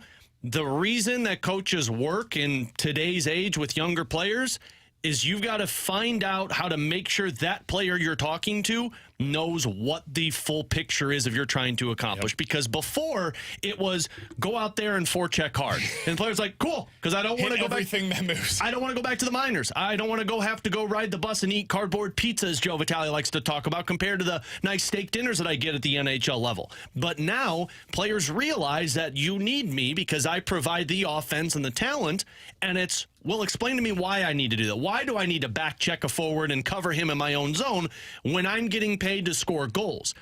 That's why Paul Maurice has had success. That's why some of the best coaches have success, is because players don't like the coach. It's the Herb Brooks quote from the movie Miracle, right? I don't expect you to like me. Frankly, I expect you to hate me, but I expect you to respect me. That's what teams need, and it's not just the Blues. It's the Ottawa Senators. It's the New Jersey Devils who are struggling right now. It's the Vancouver Canucks that brought in Rick Tocchet. Teams that have younger players that have all of the expectations in the world, if they don't understand what direction you're trying to take this team in their career, then you're going to be gone, because the players are going to be the ones that dictate the outcome, and it's very clear. To your point on the forecheck, go out and hit everything that moves, that used to be all you had to say, and now it's something more. Now, instead of saying, hey, just go out there and forecheck, you have to say, the player's going to ask you, why? What is that going to do? And what does that mean? And you then have to explain to them, well, if you go out and do this, it opens up that for the other player, which opens up this for the third piece of the puzzle, which then gets us this opportunity in front of the net. That's what's different about coaching in 2023 versus what it was 30 years ago. It used to be, hey, you go do this and shut up. Mm-hmm. And the player then would go shut up and do his job. Yep. And I don't think that means one is better or worse than the other. It's just different. Which, by the way, just so we could clarify, and I think a lot of people know this, that was not how Craig Berube was coaching this team. For people Berube's actually really good at all of the stuff that we're talking about. Berube was the one, and that's the part that Mike Rupp was probably frustrated with last night on NHL Network, and you could kind of hear it in his voice there when he was talking about it. Like, Craig Berube was the type of guy that would explain why. He was never the type of guy that said, go do this and no follow-up with that. The issue lied in the message from Craig Berube to that individual player, whoever that player was. And it's not just Kyrou, despite people's belief. It was a lot of guys in that locker room. For some reason, the middleman wasn't helping deliver that message like guys were in 2019. He's Alex Ferrario. That's Tanner Hendrickson. I'm Brandon Kiley. I thought both of our interviews today have been excellent. Mike Rupp and Bruce Boudreau. If you missed any of them, be sure to check it out on the podcast page, 101ESPN.com, and the free 101 ESPN app is where you go to find it. They are all presented by Dobbs Tire and Auto Centers. Coming up next, a weird week in the NFL. Some lines that, frankly, don't make sense. Famous last words. There were a couple that didn't make sense last week, and then we didn't do so well in our picks. We'll see if we do a little better this week. Coming up next here on 101 ESPN.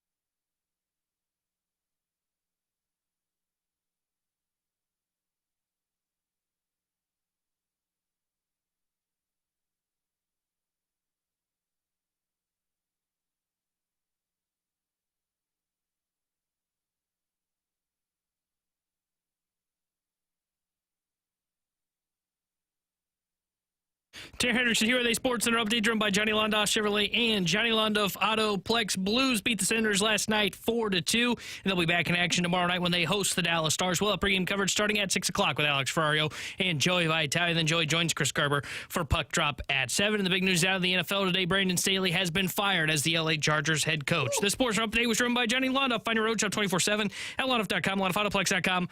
Are you kidding me?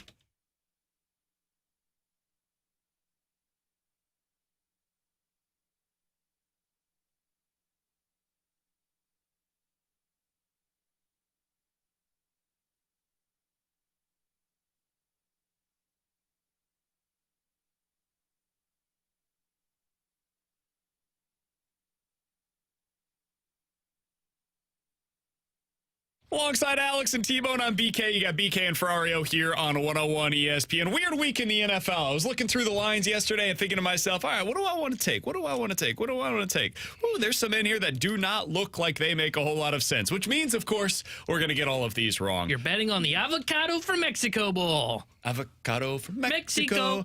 Yes, last week, T-Bone and Alex combined to go 0 for 6 in their football pick'em.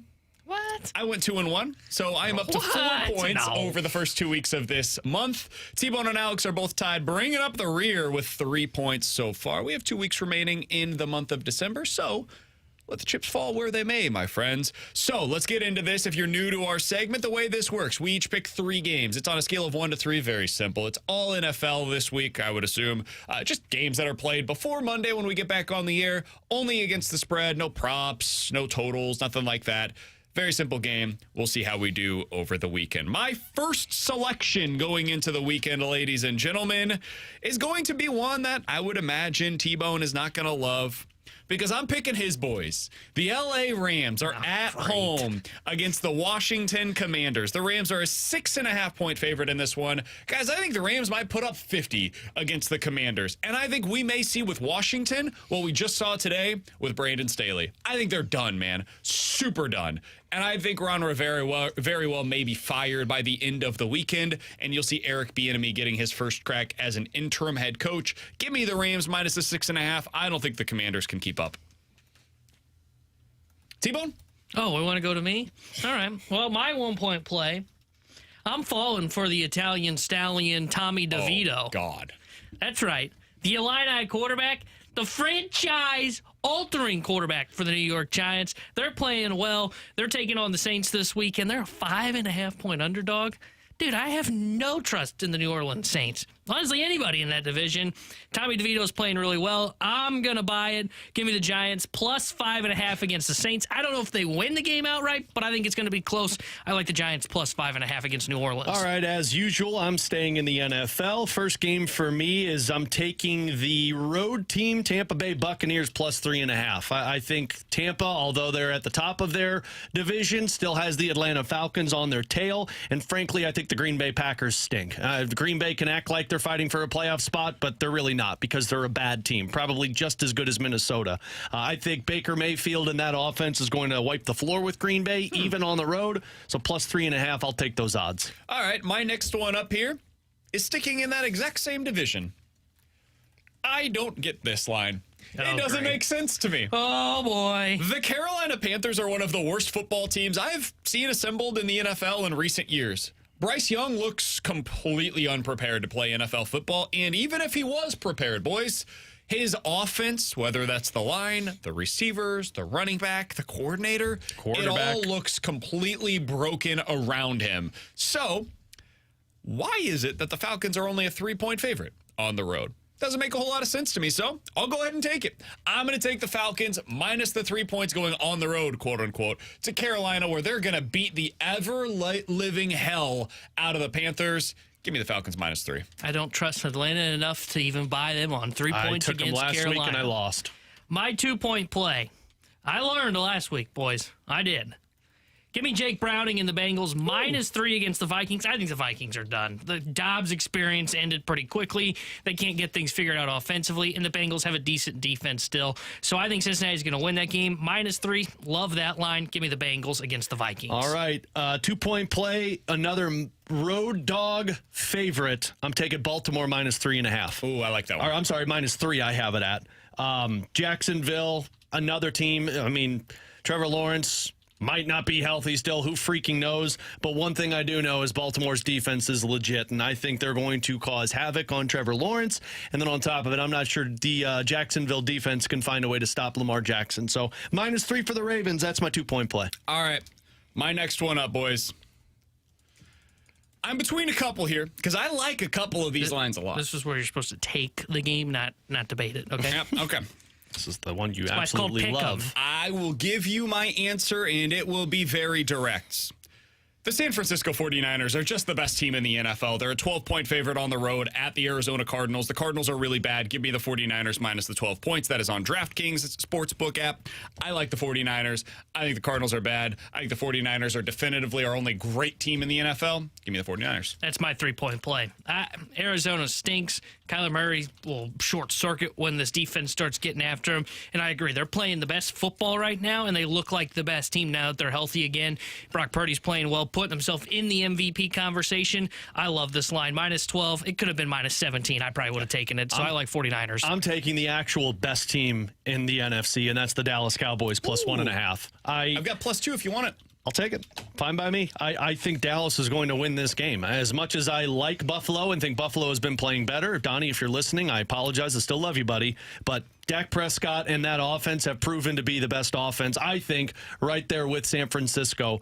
And the defense is not going to allow Josh Allen to have the success. So I think Dallas straight up wins. Totally with you on that. I just don't have the cojones to actually pick it. Screw it. I've already lost one. I don't really care. I was looking at this one, and I went, okay, I really like Dallas. Like, they are the better team. But then I just said to myself, Buffalo just feels like the team that gets hot late, sneaks into the playoffs, and then everybody's going to be picking them. Telling you, man, if they win by 1 point, still covered fair. there. That's fair. But I think it's going to be determined by 3 points one way or the other, and that's why it makes me anxious. It makes me just a little nervy as I'm getting ready to pick the game. I know that I'm going to be watching it on Sunday, saying to myself, God dang it, I knew Josh Allen was going to go out there and have one of those Josh Allen games, and by this I mean a good one against the Dallas Cowboys. So I didn't have the guts to go ahead and take it. The other one that I didn't have the guts to take, but I really wanted to, was Jets plus 9.5. I am a little nervous about the Dolphins heading into this matchup going into the weekend. They struggled a bit the last time that these two teams met. There is supposed to be some weather down in Miami. It's supposed to be a little rainy and very windy heading into this one. And Tyreek Hill is very questionable. Devon Achane is also very questionable going into this one. And I heard yesterday they're going to be without 6 offensive linemen on their roster heading into this one. Good God. I like the Jets a lot. Again, it's really hard to bet on Zach Wilson. Like, the Dolphins could totally score 14 points on defense in this game, and it wouldn't surprise me. So I didn't have the guts to take it, but that was the other one that I really liked going into the weekend. I almost took the Chiefs, too, with the Patriots, but I also don't have the guts on that one. I'm going to put together like a 10-leg parlay going into this weekend because there's a lot of games that I find to be interesting. I didn't know what Tony was going to line up, so I didn't know what to Not do, even that. It's just I don't know if Patrick Mahomes is going to be mediocre or not. Although Travis Kelce skipped Taylor Swift's birthday party, so good for him. Yeah, it was a big deal. Did you see that? We're going to talk about that coming up next in the Junk Drawer here on 101 ESPN.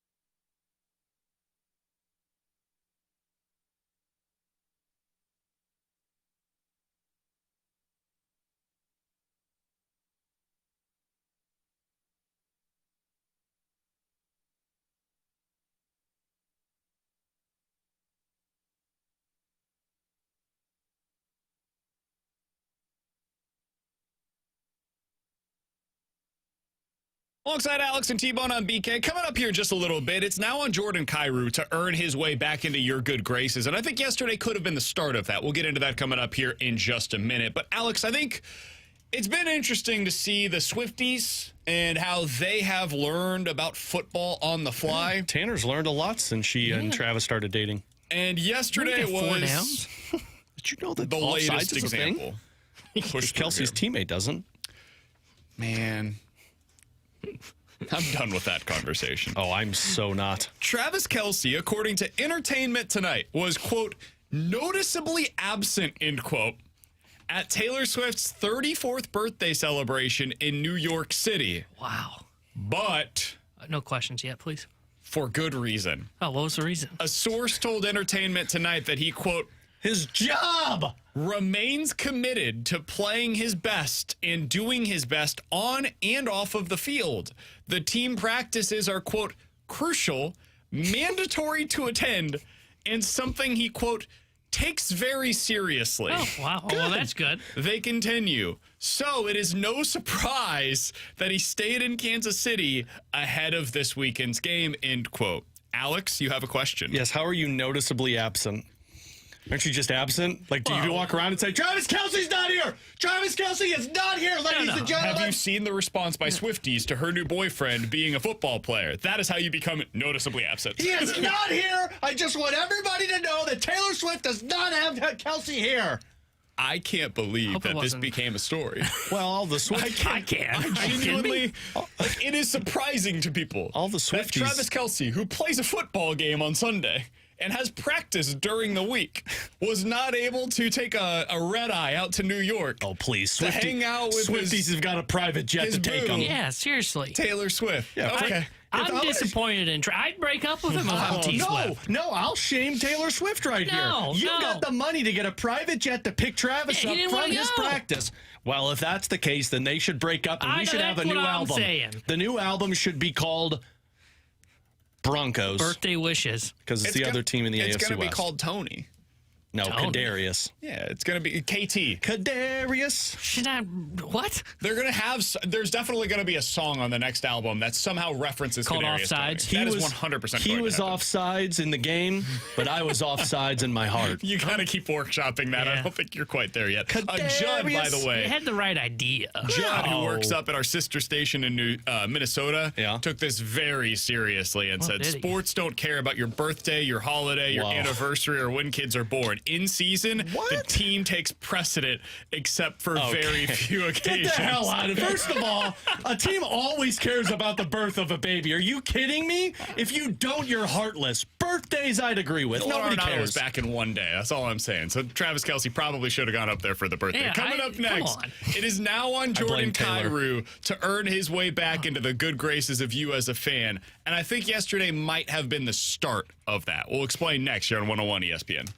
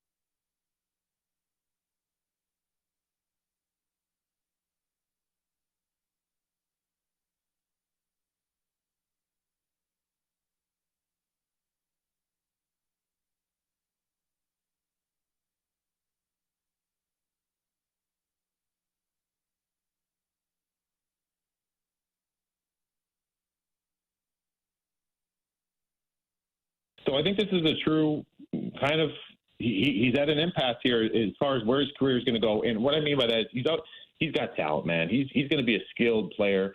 He's going to play in this league. But you want to be a star? You got to take accountability here. That wasn't doing it. We'll see where it goes from here. That was Mike Rupp earlier today, joining us from NHL Network, the former NHL forward and Stanley Cup champion, alongside Alex Ferrario and Tanner Hendrickson. I'm Brandon Kiley. So, Alex, the big news yesterday was the comment that we all heard from Jordan Kyrou. We all saw from Jeremy Rutherford, who tweeted out about Jordan Kyrou, who said on his relationship with Craig Berube, quote, "I've got no comment. He's not my coach anymore," end quote. And when that quote hit Twitter, we all knew what the reaction was going to be, and I think it was a fair reaction. It was, in my opinion, an immature comment, one where he clearly did not realize what the reaction would be to that comment, and then he was booed mercifully at the game, and then it continued on into the game anytime that he was touching the puck. I think that the pregame boos were more than reasonable by fans. I didn't love the boos during the game, but this is what you sign up for when you sign an $8 million contract and you make a comment like that, a no comment, prior to the game on a Stanley Cup winning coach here in St. Louis. So I get all of that. Alex, what I want to do now is kind of push this thing forward a little bit because we've talked enough about the comment itself. What happens next to me is most interesting. It was very clear it affected him during the game. I thought you could tell that he was battling the puck a little bit. It was not one of Jordan Kyrou's best games. But now he has an opportunity to make good on this because yesterday can eventually be seen as the moment that ended up pushing him to be the player that he needed to be here in St. Louis. So Jordan Kyrou, after the game, was asked about that comment, and he was asked to clarify. And here's what he had to say after having time between the first no comment, the game, the boos, and then his ability to really speak to the fans once again. Obviously respect Chief, he's been my coach for the whole time I've been here, right? So, I respect everything he's done here. He's done a great job. He won a cup, right? So all I really meant was, I'm just trying to focus on my future and, focus on what I can do to help my team win. So that's all I really meant. And I understand when he said that because, and a lot of people were like, no, you know what you meant when you said it. I don't think he did. I think it was a 25-year-old kid who, when he was asked the question, do you have any thoughts on Craig Berube? It was no comment. I'm moving forward with my career. That's what it was supposed to be. What it came out, and I think a lot of this is just the narrative was led this direction of last season, Berube and Kyrou butting heads. You have the turnover against the Detroit Red Wings that led to the Berube firing, that led to the press conference, that led to Jordan Kyrou making those comments. And then it was, no comment, he's gone, not my problem. That's what people interpreted. But a 25-year-old kid who, yes, to Mike Rupp's point, he's been in the league now for 6 years. You know what mistakes like that can do to yourself. But I think he said one thing and meant another, which was where the follow-up. And I got to applaud the kid for standing up in front of a stall with microphones in his face and basically backing up what he said by, this is what I meant by it. But there's no other direction you can go with this than move forward. Because what doesn't need to happen is every single time Jordan Kyrou touches the puck for the next 3 months, everybody boos him. Because at some point, and Chris Pronger said it best to Jeremy Rutherford in his piece, at some point, everybody in the NHL moves on. Tonight, NHL Network is going to be talking about another injury, another turnover, another player that made a mistake in-game or off the ice. That's going to be the narrative. It should be done now. And for Blues fans, you go into this next game in hopes that Jordan Kyrou takes the accountability with his words and puts the accountability into the work ethic on the ice. That's where his judgment's going to come. You as a fan have the right to hold players accountable. Yes. You can do that with the organization by not going to the games, or you can do that with a player by expressing your displeasure by booing. And that's what you did last night. You expressed your displeasure with something that Jordan Kyrou said and the performance by Jordan Kyrou on the ice so far this year. And now we move forward. Now everybody gets to have the opportunity to make this thing right. Jordan Kyrou's got an 8-year contract. It's worth more than $60 million for him to perform with the Blues. The worst case scenario for everybody involved is that he doesn't perform up to those expectations. You continue to boo him, and everybody's stuck with one another, because that's exactly what's going to happen if he doesn't perform. That $8 million contract would be untradeable. That's what Drager told us yesterday. This doesn't get turned around. And so the best case scenario for you as a fan, for him as a player, for the team, is that by Saturday, by the time they take the ice against the Dallas Stars, this thing is put into the rearview mirror and he uses it as a learning experience. You expressed your displeasure. You deserve to do that. That is your right as a fan. But now we all move forward together, and Bannister is going to be the one that allows that to happen. He is now the head man in charge. He is correct, Jordan Kyrou was, in saying that Craig Berube is no longer his head coach. Bannister is. And so he was asked yesterday about how Kyrou held up throughout the game. Here's what he had to say.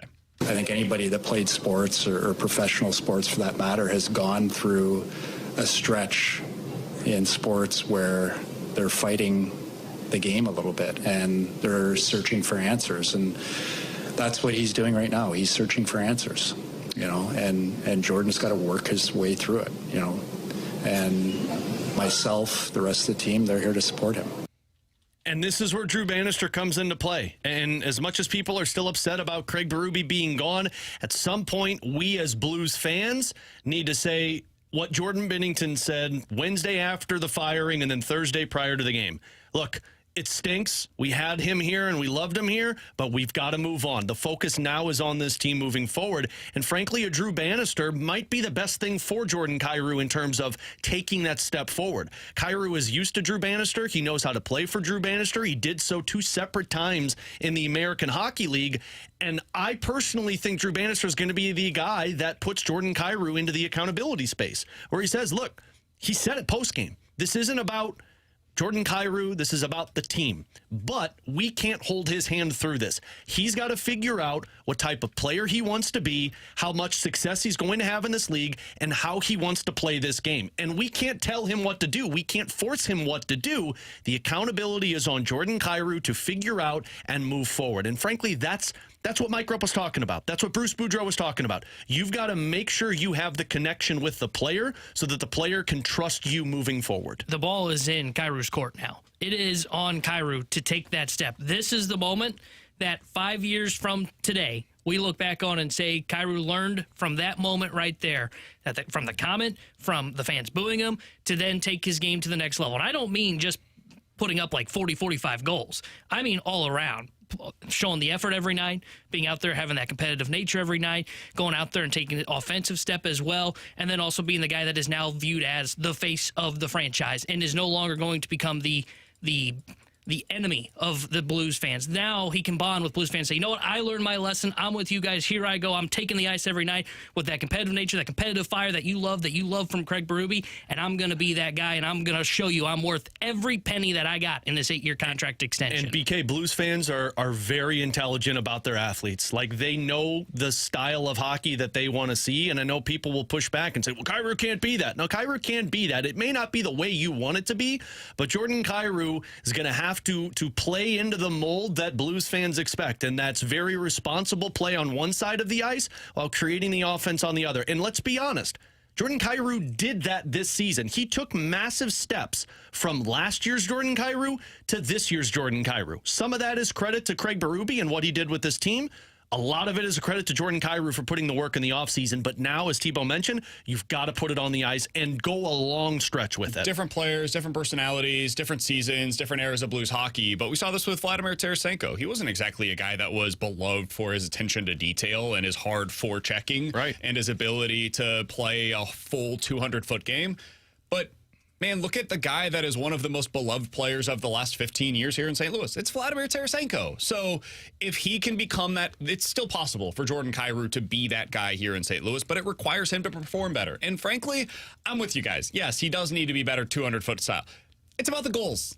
If he's out here putting together highlight reel plays consistently and scores 30-plus goals a year, we are going to forgive some of the other mistakes that are taking place on the ice, just as we did with Vladimir Tarasenko. Yeah. Vladdy was tough to play with for a lot of guys. His line mates didn't always enjoy being on a line with him. However, he produced. And so what did he do? He got the ice time. He got the power play time. He got the opportunities because the guy is an excellent hockey player. And so if Jordan Kyrou starts putting the puck in the back of the net once again, like he did last year, and performs a little better in terms of his all-around game, you're going to see a lot of that. The other thing that I wanted to get to here, and 314-399-9646 is the Air Comfort Service text line to get involved in the show. This one comes from the 314. Guys, you somehow missed the fact that as sports media, you're the ones that drive the narrative. His no comment only turned into something because of your lack of substance on the show. Hard disagree. I was very disagree with that one. That no comment that he gave yesterday was going to become a massive story, no matter who picked up on it, no matter when it was said, how it was said, what the context in which it was said.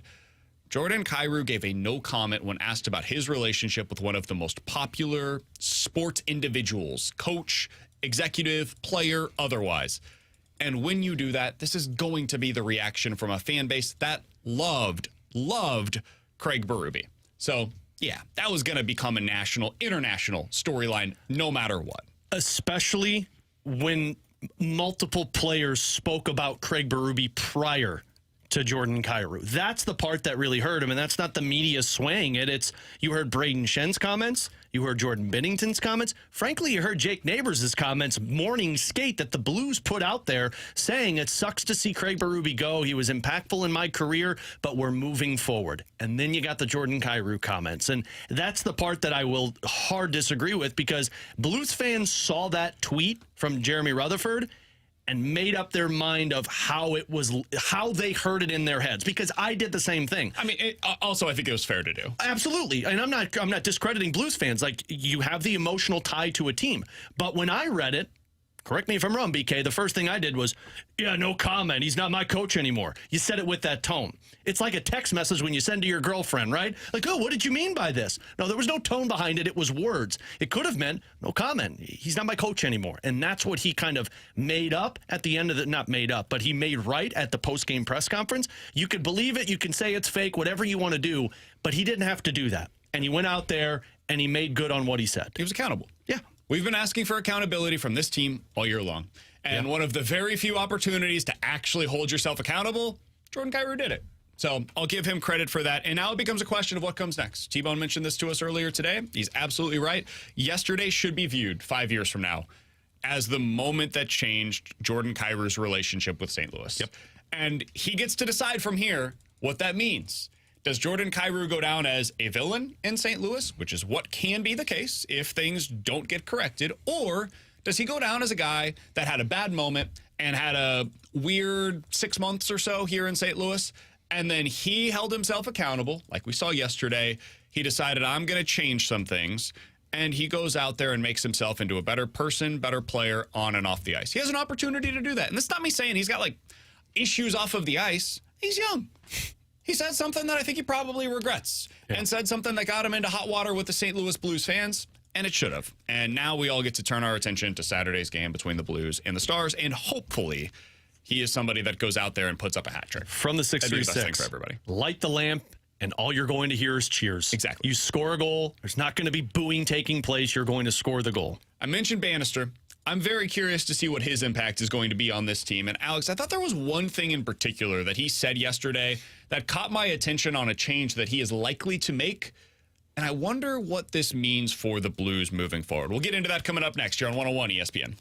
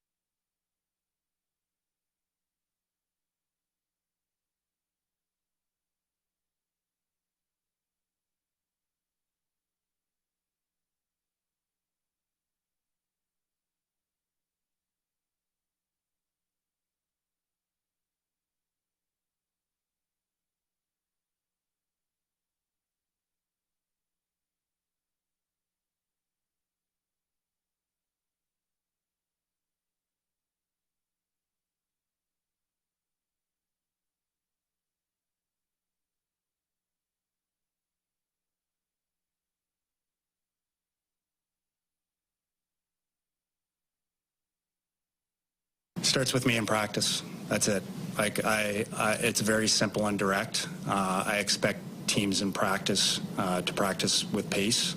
I expect execution, and when it's time to compete, that we compete.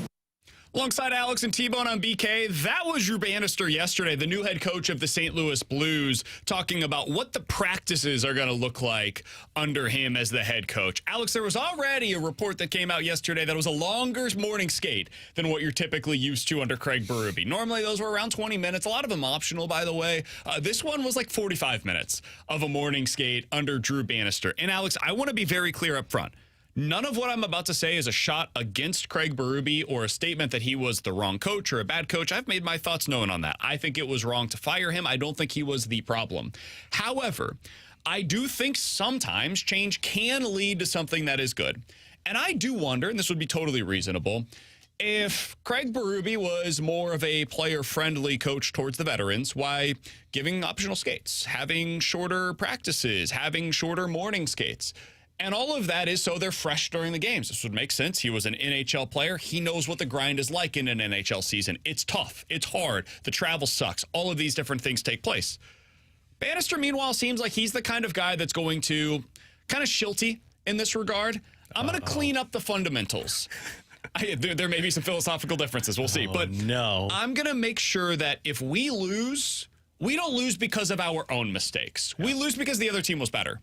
And I think that's something that, if you're being totally honest right now, this team could use a little bit of that. So I will be curious to see, and it's so early. Yesterday wasn't a reflection of this. It was a 145-minute practice. He didn't just magically clean everything up in that. But over the course of the next month or so, is that something we start to see implemented into their game on the ice? Yeah, I think Craig Berube may have fallen a little victim to his time in St. Louis, where he had the veteran players that would be able to take accountability, like we've talked about, on the ice in games, but also on the ice in practices. And Craig Berube, the coach's job is to gauge the team and find out, do they need some rest? Do they need a little bit more work? And this season was the first time that I can remember with Craig Berube that every morning skate prior to a game became an optional. The last few seasons, all the way back to when he took over, the morning skates were kind of that full practice, unless it was a back-to-back or unless it was 3 games and 4 nights and it felt like the Blues needed a day off. Morning skates typically were where they worked out the kinks with the team, but a lot of that was because that was the veteran status. Even if they had an optional practice, you had all of the guys on the ice going out there to work because of where the Blues were at. And it's not like, let's clear this up, it's not as if a lot of teams are out there going an hour in morning skates. No. Morning skates are basically just to get your blood flowing. And some of that hour morning skate was, like, Bannister wasn't there Wednesday for practice. So his first taste of the team was game day for a morning skate. And he's not going to show up to an optional skate and be like, all right, boys, let's go out there and play tonight. So this was more of Drew Bannister figuring out his team. He's going to be able to get the pulse of this team, talking with Braden Shen and all of these leaders moving forward. But I do think there's something there. Craig Berube put such an emphasis on the practices and making sure you took advantage of that time. And if you're Drew Bannister, you're not even touching this team yet with your schematics. You still are wanting to let this thing sit so you can evaluate, and then when you feel like you're ready to step in and clean up some of the areas, that's where you do so. And the one thing with Drew Bannister is when he was in Springfield, they did the same system that Craig Berube and his staff did up here for the Springfield Thunderbirds. So right now he's letting it sit and then implement some of his ideas. I did find it interesting. There were a couple of things that we saw change last night, and it's like the stuff that you can actually do as a coach in game that was changed. Thought it was interesting the way that he played his defenseman. The ice time changed. Colton Parayko was on the ice for almost 23 minutes at 5-on-5. He's only had one other game this season with more ice time at 5-on-5 than what he saw last night. That does not feel like a coincidence to me. As you would expect, his partner, Nick Leddy, 22 minutes at 5-on-5 last night. Also, second highest ice time of the season for Nick Leddy. If those guys are on the ice more, means other guys are on the ice less. Justin Falk, 19-19 on the ice. That's top 7 number for him this year. He was playing a lot. Meanwhile, Marco Scandella, 940 at 5-on-5. Bottom 8 number this year. Torrey Krug, 1450 on the ice at 5-on-5. That is not very much ice time for Torrey Krug. Might have been by design. 5th lowest ice time at 5-on-5 so far this year for Torrey Krug. And Tyler Tucker, Now, some of this is probably because he had a fighting major, but was in the penalty box for 5 minutes and 10 seconds, second lowest ice time on the season among the games that he has been played. So he was very clearly trying to get the top pairing out there as often as possible to just eat a bunch of minutes. That makes a lot of sense. If I'm going to go down swinging, I'm doing so as an interim head coach with my best defensive pairing out there. The other thing that he did, Alex, and we will see if this is something that is able to continue, but it seemed as if he was almost doing like not line changes with just forwards or defense. He was like having the full 5-man unit switching out entirely. It almost felt like there was a concerted effort to have the same 5 guys playing together to like build chemistry together. So when your top line was on the ice, it was almost always Colton Parayko and Nick Leddy that was out there with them. When you had your second line on the ice, it was almost always Justin Falk and Torrey Krug that were out there. When your fourth line was on the ice, almost always they were out there with Scandella and Tucker. That is not a coincidence, at least in night number 1. I will be very curious to see if that is something that he continues to do. I don't know if it'll work, if it'll fail, if it's just somewhere in between, but I found it to be interesting that there were a couple of clear, tangible changes that we did actually see last night under Bannister. So I talked with Ryan Smith, the play-by-play man for the Springfield Thunderbirds, yesterday for one of our intermissions, and just asked him what to expect with a Drew Bannister. And the one thing that stuck out to me, he said, Drew Bannister loves to get his defensemen involved in the offense. He loves his guys to pinch in, loves his guys to contribute with the other 3 forwards that are going to work. Hence the Nick Leddy pass that led to the Brandon Saad goal in the offensive zone. Krug and Falk both picking up assists in that game.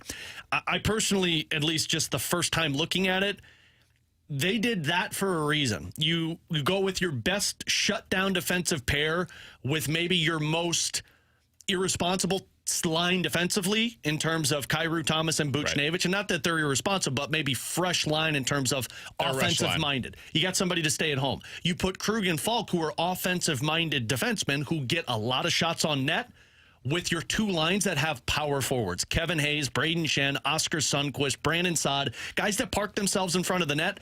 I want the guys that are going to score goals in front of the net. Those are the ones that need to be taking shots. And Tucker and Scandella, Perunovic when he's in, you're using those guys as little as possible because it's the third pair. So you're getting a lot of your top guys out there, which makes a ton of sense. But, this is what a lot of the top teams do. Colorado always plays Cale Makar and Devon Taves with the Nathan McKinnon line. Toronto always plays Morgan Riley with the Austin Matthews line. Why? Because their offensive defensemen get the offense with the forward. So I think that's what at least Drew Bannister was getting the first glimpse of. Yeah, and it makes sense. A lot of it, just conceptually speaking, I get it. Yeah. And we'll see if that's something that continues. But I wanted to see, like, okay, what are the signs of actual changes here? A lot of it was just, hey, they played with urgency. Yeah. That's what you expect. That's not Drew Bannister doing that. That's the team responding to a firing. Yeah. The minutes, the time on ice, that's the kind of stuff that you can see. Okay, what's Bannister trying to accomplish here? The one other thing that we will be paying attention to is the power play. Mm-hmm. Because, Alex, that has been abysmal all season long. Yes, one of the worst in the NHL, one of the worst that we've ever seen here in St. Louis. More shorthanded goals than power play goals. Not what you're looking for. So Bannister was asked about the power play prior to the game last night. Here's what he had to say about how they're going to change it and how it is going to get better. But I think the changes that we can make right now is getting our groups out on the ice and getting them more touches with no pressure, and then getting them into situations in games. And when it opens up, it's gonna help this hockey team. That's one main reason is the power play's got to get better. We know that. And I believe in this group, and moving forward, it will be better for us. They're going to get a bunch of touches on the ice. It goes back to the practice thing, man. I have not heard anything yet from Morningscape, but I would imagine they got after it, or from practice today. I would imagine they got after it, and that's going to be the biggest change that takes place. It's going to be about what they do, what the drills are, what the habits are whenever they're out there on the ice for practice. Hopefully, turns things around. They used Robert Thomas in the one-time slot yesterday, and Robert Thomas took 3 one-timers. So if this power play is going to have success, watch for the one-timer, because that's the one thing that they lacked. And now you've put at least Robert Thomas, who's not afraid to do it that way, you've put him in the position to start taking more shots there. He's Alex Ferrario. That's Tanner Hendrickson, and I'm Brandon Kiley. Coming up in 15 minutes or so, we'll get to our NFL weekend look ahead. The number 1 game we're looking forward to watching in the upcoming weekend, and what's the upset pick that you're watching for? We'll get into that in 15 minutes. One's got to go. 314-399-9646 is the Air Comfort Service text line. Coming up next here on 101 ESPN.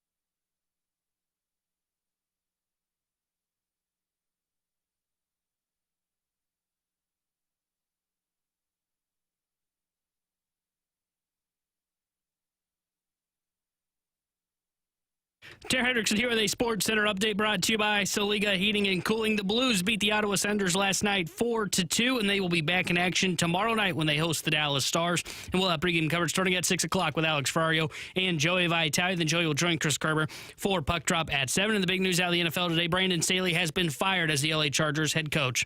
This Sports Center update was brought to you by Soliga Heating and Cooling, an independent American Standard heating and air conditioning dealer.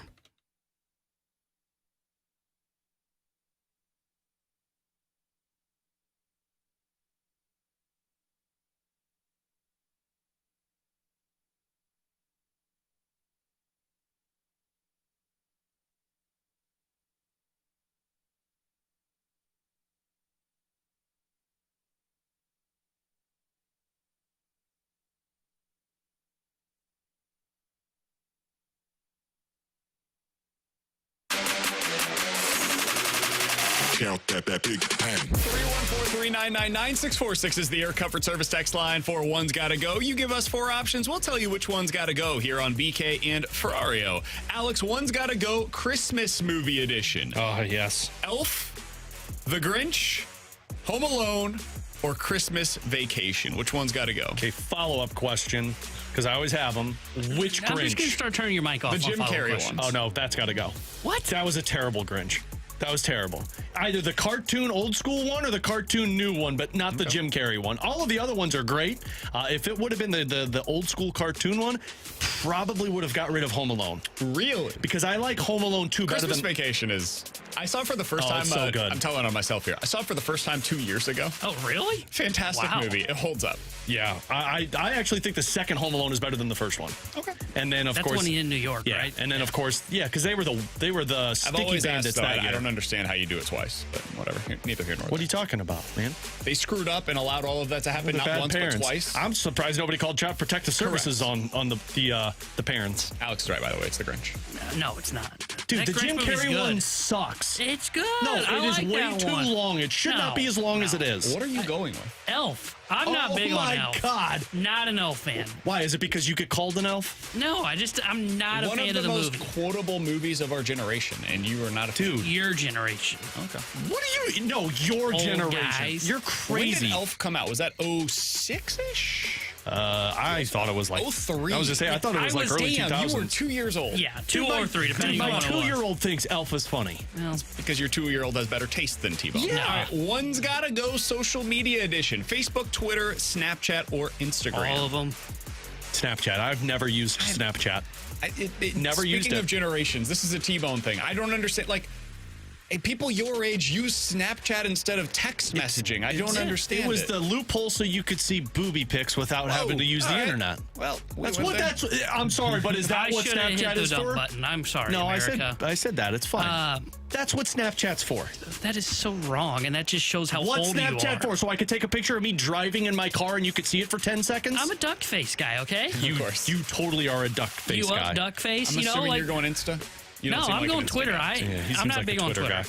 Mostly because I can't figure out why mine's broken. But You like how he's the Facebook guy, though, like us. My mom, my dad, they love Facebook. Meemaw loves Facebook. I truly am not a fan of any social media, but I would get rid of Twitter for sure. All right, One's Gotta Go egg preparation edition. Sunny side up, over easy, scrambled, or poached. Poached eggs are poached. Gross. Poached eggs are disgusting.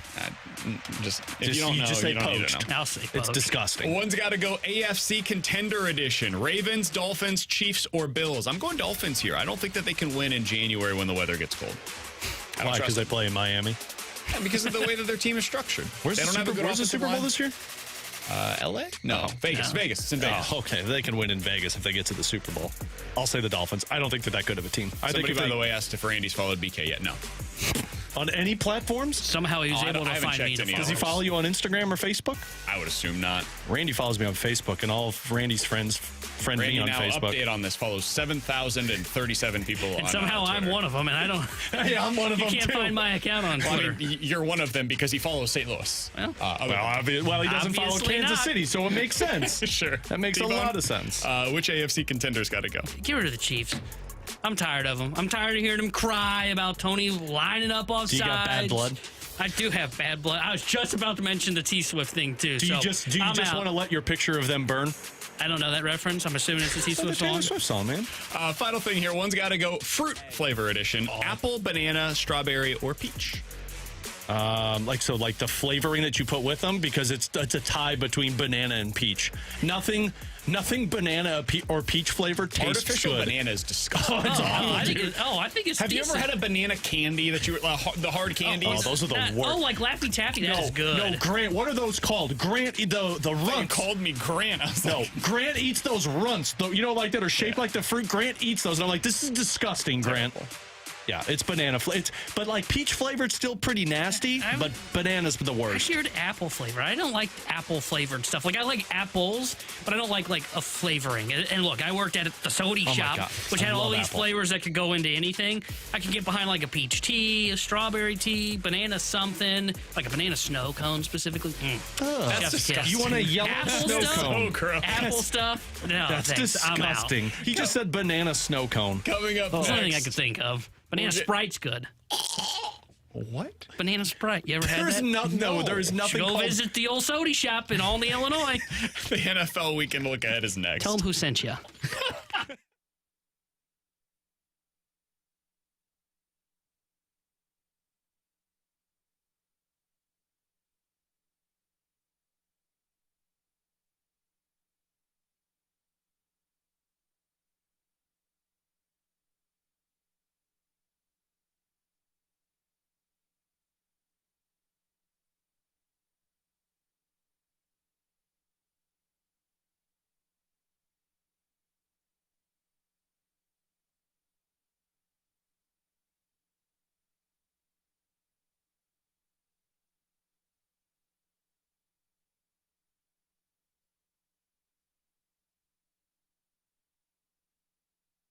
The choice of a lawyer is an important decision and should not be based solely on advertisements.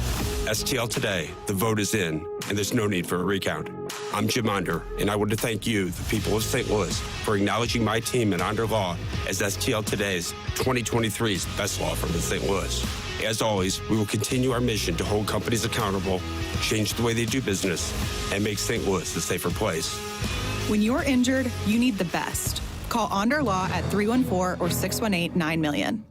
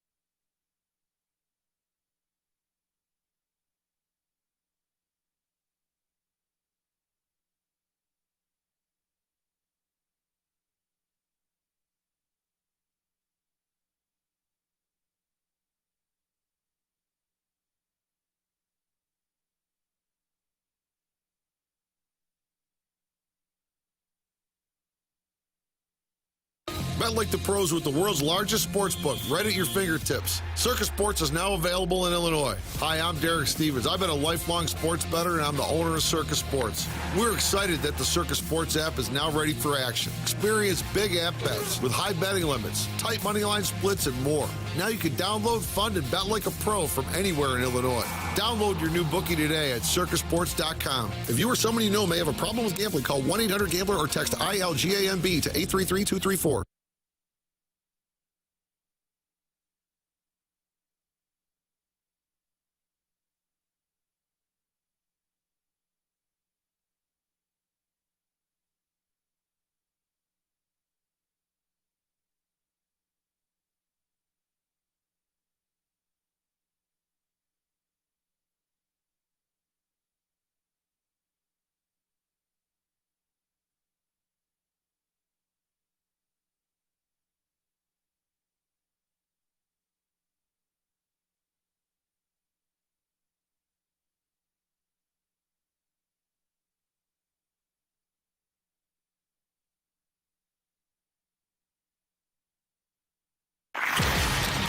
time for a new Jamie jersey giveaway. This week, Jamie Rivers is giving away a signed Pavel Buchnevich Blues jersey. Get entered to win now at 101ESPN.com or on your 101 mobile app. Courtesy of Twin Peaks. Eats, drinks, scenic views.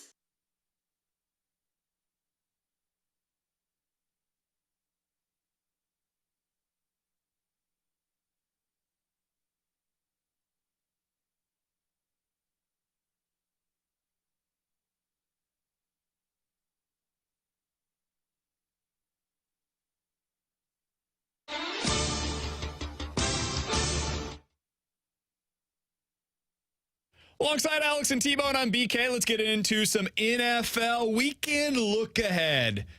Alex, let's start out with the obvious question. What's the game you're going to be sitting in front of your television to watch this weekend? Just took place. You can only watch one. Which one is it? So it just took place, the Raiders and Chargers. Oh, we got to get into that real quick. No, I watched my game of the week. Chargers fired their head coach yesterday or this morning after they lost 63-21 against the Las Vegas Raiders. It was deserved. That guy stinks. Brandon Staley's terrible at his job. They're going to hire Bill Belichick, right? Yep. Okay. They got interims on both the head coach and GM, and guess what? Chargers are like, we can both cover these with one guy. Someone said the other day it's going to be too expensive unless you can fill two of those positions with one guy. What? I never said that. Yeah, you did. Yeah, we heard it. I'm not going to pick the obvious one here. What? I'll say the game I'm looking forward to watching is Dolphins and Jets, and here's why. Because I'd like to learn that the Dolphins are not a good team when Tyreek Hill's not there. Because Tyreek Hill, first of all, that's going to prove to everybody that he should be the MVP when the Dolphins lay an egg against the Jets. And second of all, we're going to learn that this team's not really a Super Bowl contender. So I'm looking forward to that one. Yeah, I'm going to take the obvious. I'm going to take the Cowboys and Bills. That wasn't even the obvious one. Well, I guess I don't know about Jags Ravens. I don't trust either team. I don't really trust anybody, but I want to know what Josh Allen looks like against the Cowboys defense because he's been playing a little bit better recently, and they seem to become the trendy pick to get into the playoffs. Josh Allen lays an egg against this great defense. That trendy pick goes back to panic mode in Buffalo pretty quickly. I do think that is the game going into the weekend. If I was going to pick another one, I would go Ravens versus Jaguars. It's the Sunday night football game. Ravens are 3.5-point favorite in this one, and I think that feels low. If the Ravens are as good as everybody believes them to be, I would expect them to be a slightly bigger favorite in this one against the Jaguars. Jaguars' defense is so bad, man. And their offense is now hemorrhaging their weapons. So I think the Ravens win this one pretty big if they're the team that everybody is expecting them to be. I just frankly don't know that they are. So I wouldn't be surprised to see the Jaguars actually kind of punch up and end up winning that game. That's why I'm so interested in watching it. The upset that you believe that we will see this weekend, Alex, we do have a disclaimer on this. It's got to be at least a 3-point underdog. Who is it for you?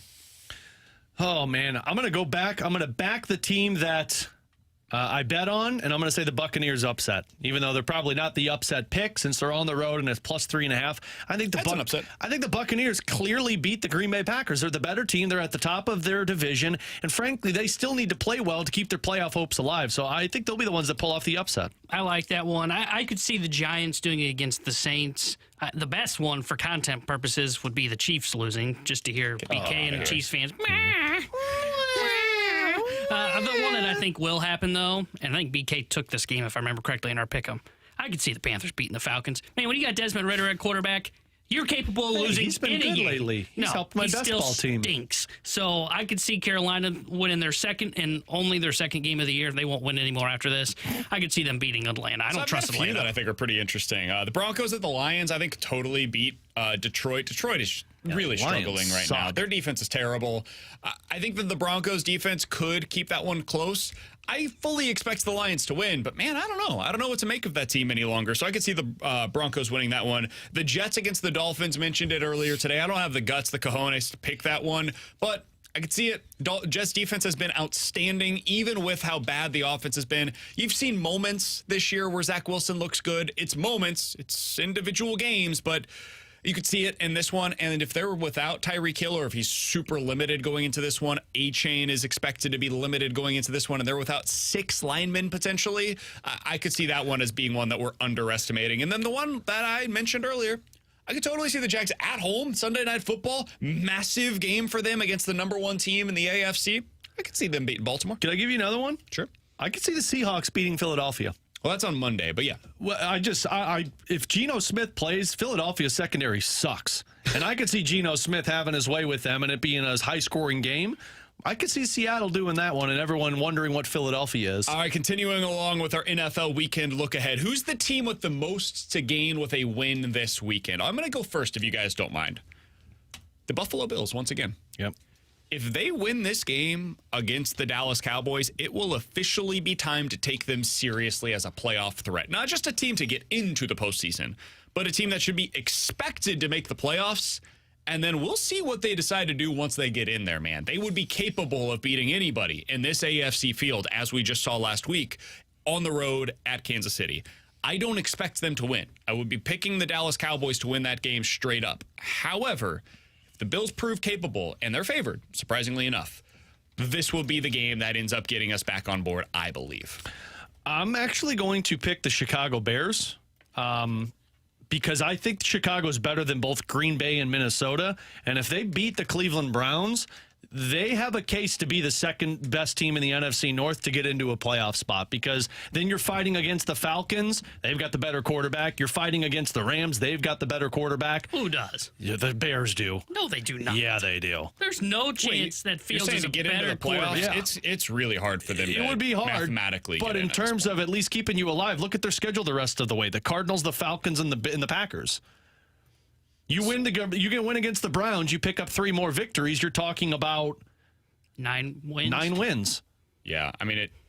And they do not have a better quarterback than the Rams. Stafford is significantly better. They're 4-5 in conference games, so they're right there. You pick up 9 victories. That's more than the Rams are going to have. That's more than any of the teams in the NFC South are going to have in terms of the wild card spot. I don't know if it's more than the Rams are going to have. The Rams have Washington, New Orleans, and New York as their next 3 games. I think the Rams are going to get to 9. I don't buy into the Rams. And a better quarterback. Agreed. No, they're not. They've got a good offense. He's old and washed up. I like the Bears. I think they've been interesting. Their defense has been playing much better over the last 4 weeks. We also have to acknowledge that the Detroit Lions have not been good over the last 4 weeks, and Carolina was one of their other big wins. And then the other one was Minnesota, when Minnesota had no idea what was happening to their offense. So, I don't know. I think the obvious one is the Bills, but to go just different from it, I actually was looking at the Browns because a win here, they're probably solidified for a playoff spot. They're at 9 wins. Do you learn anything if they beat the Bears? I mean, apparently, this guy's telling me about Justin Fields being better than freaking Matthew Stafford. He is this which season. Is insanity. Matthew Stafford is old and washed up. No. I can't believe neither of you picked the Jaguars. I don't trust the Jaguars. Like, even if they beat Baltimore. If we locked it in, the Jaguars win Sunday night, we're going to be talking about them as a contender on Monday. Sure, and then it's fool's gold is what it is. Yeah, I mean, we're going to be talking about it being in a playoff spot, but they're going to lose in the first round of the playoffs. I honestly believe the only team to really gain anything is Buffalo. That's right. And I just was trying to go different, and that's why I said Cleveland, because I think a win, and they pretty much locked themselves into a playoff spot, in my opinion. Last one is the inverse of what we just asked. Who's the team with the most to lose this weekend? If they were to lose their game, you'd be looking at them saying to yourself, what in the hell? Is it the Detroit Lions? No, mine's the Chiefs. Okay, yeah, that's fair. Lose to the Packers. No, that's totally fair. And then the defense that is the Patriots that has been good this season, but shut you down. Yeah, welcome to you're not even a playoff team. That's fair. I really like that one. I would go Rams because I think they should beat Washington. But I think their defense has too many. Justin Fields would, because Justin Fields is a better quarterback. He would blank the bed. I think he beat them already this season. They lose to Washington, their playoff hopes are done. And because they have to basically win their next 3, Washington, New Orleans, and then the Giants, and then just pray San Francisco is resting everybody to get into the playoffs. Hey, if you missed anything from today's show, be sure to check it out on the podcast page. 101ESPN.com and the free 101 ESPN app is where you go to find it. It's all presented by the way, Justin Fields, 4 touchdowns, almost 300 yards against Washington. Dobbs, Tire and Auto Centers. That's Alex Ferrario. He's Tanner Hendrickson, and I'm Brandon Kiley. If you go over there, check out the podcast page, you'll see our conversation with Bruce Boudreau, who may be the next Blues coach or might not be. We also talked to Mike Rupp. That's all up there. The Fast Lane's coming up next here on 101 ESPN.